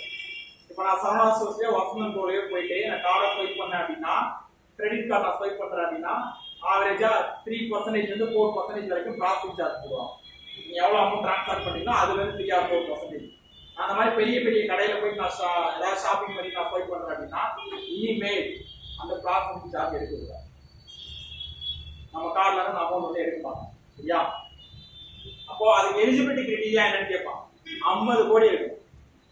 அதுல எஸ்பெஷலி நம்ம நோட் பண்ண வேண்டிய விஷயம், need to provide the facility of payment through RuPay card, RuPay debit card. நீங்க விசா கார்டோ மாஸ்டர் கார்டோ யூஸ் பண்ணீங்கன்னா சார்ஜ் பண்ணுவோம். RuPay கார்டு நீங்க யூஸ் பண்ணாதான் அந்த சார்ஜ் கிடையாது. அல்லது நீங்க ஆன்லைன்ல டிரான்ஸ்ஃபர் பண்ணணும்னு நினைக்கிறீங்க அப்படின்னா யூபிஐ QR கோடை வச்சு நீங்க என்ன பண்ணணும், டிரான்ஸ்ஃபர் வந்து பண்ணணும். எலிஜிபிலிட்டி கிரைட்டீரியா நல்லா நோட் பண்ணி வச்சுக்கோங்க. 50 கோடிக்கு மேல டர்ன் ஓவர் இருந்தாதான் எலிஜிபிளே. அதுக்கு கம்மியான கடையில போய் நீங்க வாங்கி அது ப்ராசஸிங் சார்ஜ் போடுவானா கண்டிப்பா போட்டுதான். ரூபேனா நம்ம அர்த்தம் அது வந்து இப்போ விசா கார்டு அப்படின்னா அமெரிக்கன் பேசிக் கார்டு. சரியா? இதில் நம்ம ப்ராசஸ் பண்றோம் அப்படின்னா இவங்கெல்லாம் என்னன்னா நமக்கு வந்து இன்டர்ஃபேஸ் மாதிரி இன்டர்மீடியேட். இப்போ என்கிட்ட இருந்து பணம் வந்து அவங்களோட அமௌண்ட்டுக்கு போயிட்டு அதுக்கு கமிஷனா அவங்க ஒரு பர்சன்டேஜ் எடுத்துக்கிட்டு யாரு கடைக்காரோ அவருக்கு அந்த அமௌண்ட் வந்து அனுப்பிடுவோம். இது வந்து இந்த அமௌண்ட்லாம் யாருக்கு போய் சேரும்? அமெரிக்காக்காரருக்கு. நான் விசா கார்டு யூஸ் பண்ணேன் அப்படின்னா, இதே நான் RuPay கார்டு யூஸ் பண்ணேன் அப்படின்னா நம்ம கவர்மெண்ட்டுடைய பேமெண்ட் இன்டர்ஃபேஸ், நம்ம கவர்மெண்ட்டுடைய கார்டு. இப்போ அதுலேயும் வந்து அமௌண்ட் வந்து சார்ஜ் பண்ணுவாங்க. அதில் சார்ஜ் பண்ணால் யாருக்கு ப்ராஃபிட்டு? இந்தியாவுக்கு ப்ராஃபிட். அதனால தான் இப்போ நீங்கள் போய் பார்த்தீங்கன்னா மேக்ஸிமம் RuPay கார்டை வந்து எல்லா பேங்க்லேயும் ப்ரொமோட் பண்ணுவோம். நம்ம வாண்டடா இல்லை சார் எனக்கு விசா கார்டு தான் வேணும் நான் கேட்டாலும் கொடுப்பாங்க. இல்லைன்னா RuPay கார்டு தான் ப்ராசஸ் பண்ணி தருவோம். ஏன்னா நம்மளுடைய எக்கானமி பூஸ்ட் பண்ணணும் அப்படின்றதுனால நம்ம அதை யூஸ் பண்ணுறதுனால நமக்கு பெனிஃபிட் தான் நம்ம கட்டை. ஆனால் நான் அக்கௌண்ட் ஓப்பன் பண்ணால் விசா இல்லையே இப்போலாம் மேக்ஸிமம் பேங்க்ல போனால் RuPay கார்டு கேட்பாங்க. நமக்கு RuPay கார்டு போட்டு தான் சொல்லுவாங்க. இப்போ நீ ஆன்லைன் எக்ஸாம் நிறைய சேஞ்ச் பண்ணிக்கலாம் பேங்க் போய் மாற்றணும். இப்போ ஆன்லைன்ல பே பண்ணதுக்கு ஒரு சிலருக்குலாம் RuPay கார்டு தான் பே பண்ண முடியும் கொண்டு வரலாம். எதுக்குன்னா நம்மளுடைய மைண்ட் செட்டை சேஞ்ச் பண்ணணும். RuPay கார்டுக்கு எல்லாரும் வந்து மாறணும் அப்படின்றதுக்காக. சரியா? நம்ம முடிச்சு பேசிக்கலாம். எல்லாம் நிறைய பேர் மணி ஆப் அப்படின்றது ஆர்பிஐ இனிஷியேட்டிவ். இது வந்து விசுவலி சேலஞ்சுக்காக கொண்டு வந்தாங்க. எதுக்காக? Identify the currency note. Currency நோட்டை ஐடென்டிஃபை பண்றதுக்காக மணி ஆப் அப்படின்னு ஒரு ஆப் வந்து லான்ச் பண்ணிருக்காங்க.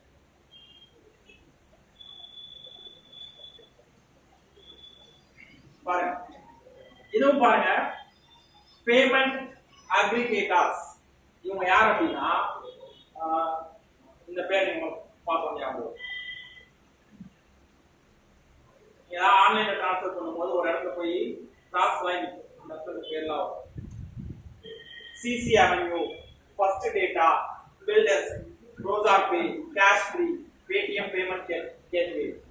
ஆன்லைன்ல அமௌண்ட் டிரான்ஸ்ஃபர் பண்ணீங்கன்னா மேக்ஸிமம் பில்டர்ஸ்க்கா இருக்கும், இல்ல சிசி அவென்யூ வரும். நீ ஆன்லைன்ல பார்க்கும் போது ப்ராசஸ் இருந்தா அந்த பேர் வரும். இனிமே பண்ணீங்கன்னா பாருங்க. இவங்கெல்லாம் யார் அப்படின்னா பேமெண்ட் அக்ரிகேட்டர்ஸ் அப்படின்னு சொல்லி சொல்லுவாங்க. இவங்களுடைய வேலை என்ன அப்படின்னா ஒரு அக்கௌண்ட்ல இருந்து இன்னொரு அக்கௌண்ட்டுக்கு அமௌண்ட் டிரான்ஸ்ஃபர் ஆகுது இல்லையா?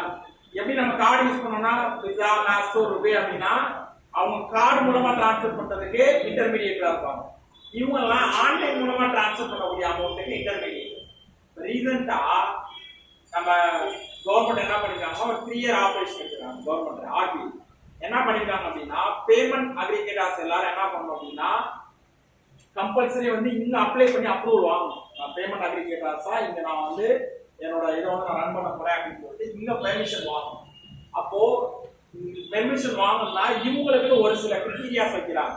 என்னென்ன ரூல்ஸ்லாம் நீ ஃபாலோ பண்ணணும் அப்படின்னு சொல்லி சொல்றாங்க அப்படின்னா, இப்போ முன்னாடிலாம் இருந்திருக்கும், நான் கார்டை யூஸ் பண்ணி பண்ணும்போது எக்ஸ்ட்ரா ஒரு ஆப்ஷன் இருக்கும், ஓடிபி இல்லாம ஏடிஎம் பின்னை என்ட்ரி பண்ண அமௌண்ட் ட்ரான்ஸ்ஃபர் ஆகிற மாதிரி ஒரு 1 இயர் பிஃபோர் இருக்கு. பாத்தீங்களா, நம்ம பண்ணுவோம் ட்ரான்ஸ்ஃபர் பண்ணும்போது இப்பெல்லாம் வந்து ஓடிபி வரும், அந்த ஓடிபி என்ட்ரி பண்ணா பேமெண்ட் ஆகும். முன்னாடி ஏடிஎம் பின்னை யூஸ் பண்ணி ட்ரான்ஸ்ஃபர் பண்ணலாம் ஓடிபி இல்லாம. அப்போ அந்த மாதிரி என்ன பண்ணக்கூடாது அப்படின்னா, ஏடிஎம் பின்னை யூஸ் பண்ணி எந்த பேமெண்ட் அக்ரிகேட்டர்ஸும் அமௌண்ட் டிரான்சாக்ஷனை ப்ராசஸ் பண்ணக்கூடாதுன்னு ஆர்பிஐ ஸ்ட்ரிக்டா சொல்லிட்டாங்க. சரியா? அப்போ இத பாருங்க,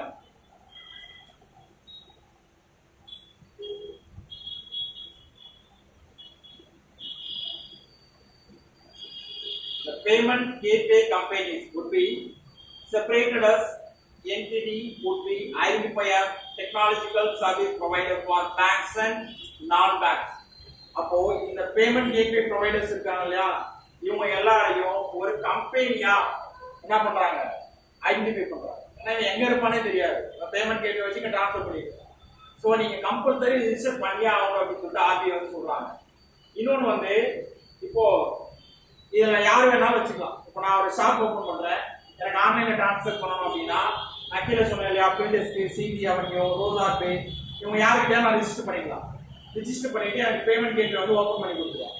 இப்போ இதில் என்ன நடக்குதுன்னா, ஒரு சில மெர்ச்சன்ட்ஸ் வந்து ஃபேக்காக கொடுத்துட்டு நிறைய நம்ம பார்த்துருக்கோம், யாருடைய பேர்லையாவது பேமெண்ட் கேட்வே ஓப்பன் பண்ணி வச்சுட்டு அமௌண்ட்டை ட்ரான்ஸ்ஃபர் பண்ண பேர். இன்னொன்று வந்து ப்ராடக்ட் வந்து நல்லா குவாலிட்டி இல்லாத ப்ராடக்டாக அதில் சேல் பண்ணி விட்டுரு. அப்போ என்ன பண்ணணும் அப்படின்னா, யாரெல்லாம் இந்த பேமெண்ட் அக்ரிகேட்டர்ஸை ரிஜிஸ்டர் பண்ணுறாங்களோ அவங்க கிட்ட கம்பல்சரி கேஒய்சி வாங்கணும்.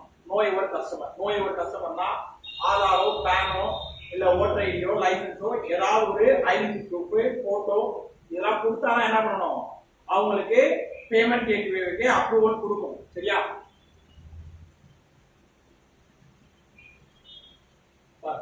RBI Act 20 from allowing online transaction to be done with ATM PIN.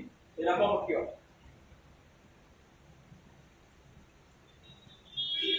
இந்த பேமெண்ட் அக்ரிகேட்டர்ஸ் யாரும் சொல்லிருக்காங்க பாருங்க, they receive payment on behalf of these companies and transfer the money to their account.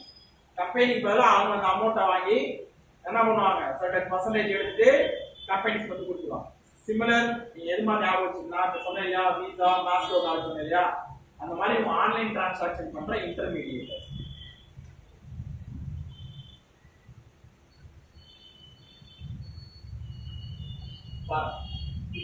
Facebook's new cryptocurrency Libra. Cryptocurrency na enna? Digital currency. Digital currency na enna, normal currency ku digital currency enna difference?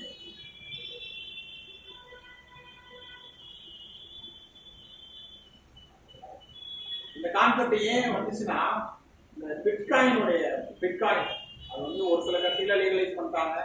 அது எங்க operate பண்றாங்க, என்ன ஏது எதுவுமே நமக்கு தெரியாது.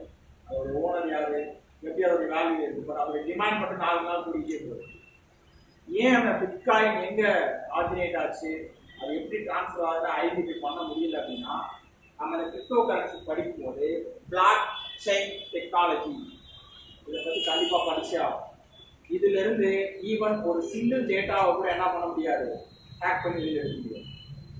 அந்த அளவுக்கு ப்ரொடெக்டட் பிளாட்ஃபார்ம். அடுத்து என்ன பிளான் பண்ணிட்டு இருக்காங்கன்னா, எல்லா டேட்டாஸுமே ஏன் நம்ம வந்து இந்த பிளாக் செயினை யூஸ் பண்ணி நம்ம வந்து பண்ணக்கூடாது, இதே டெக்னாலஜி யூஸ் பண்ணி மற்ற அஃபிஷியல் டேட்டா, கவர்மெண்ட் டேட்டாஸை ஏன் நம்ம இதில் ட்ரான்ஸ்ஃபர் பண்ணால் இன்னும் செக்யூர்டாக இருக்குன்னு அடுத்து பிளான் பண்ணிட்டு. அப்போ இது டைரக்ட் கொஸ்டினா கேட்கலாம், லிப்ரா அப்படின்ற கிரிப்டோ கரன்சியை யார் லான்ச் பண்ண போறா அப்படின்னு சொல்லிட்டு. யாரு? ஃபேஸ்புக் வந்து லான்ச் பண்ண போறோம். அப்போ இது ஃபேஸ்புக் மட்டும்தான் சார் அப்படின்னா, the currency will be serviced by collective companies. Libre association இதுக்குமே தனியாக ஒரு அசோசியேஷன் வச்சு லான்ச் பண்ணிட்டாங்க. சரியா? அப்போ இதுக்கு இவங்க இன்னொரு பேர் வச்சிருக்காங்க, என்ன அப்படின்னா ஸ்டேபிள் காயின். ஏன் ஸ்டேபிள் காயின்னா, பிட்காயின்லாம் வந்து அதுக்கு எப்படி வேல்யூ ஃபிக்ஸ் பண்றாங்கன்னு தெரியாது. பட் ஒரு கரன்சிக்கு எப்படி வேல்யூ ஃபிக்ஸ் பண்ணுவாங்கன்னா, எந்த அளவுக்கு ரிசர்வ் இருக்கோ அதை பேஸ் பண்ணி தான் ஒரு கரன்சியோட வேல்யூ. இந்தியன் கரன்சியோட வேல்யூ அப்படின்றது எந்த அளவுக்கு என்கிட்ட ஃபாரின் கரன்சி இருக்கோ, எந்த அளவுக்கு என்கிட்ட கோல்டு ரிசர்வ் இருக்கோ, அதை பேஸ் பண்ணி தான் இந்தியன் கரன்சியோட வேல்யூ ஃபிக்ஸ் பண்ணுவாங்க. ஆனா பிட்காயின் பாத்தீங்க அப்படின்னா அதோட வேல்யூ எப்படி ஃபிக்ஸ் பண்றாங்கன்னு தெரியாது. டிமாண்டை பேஸ் பண்ணி தான் வேல்யூ ரைஸ் ஆகுது.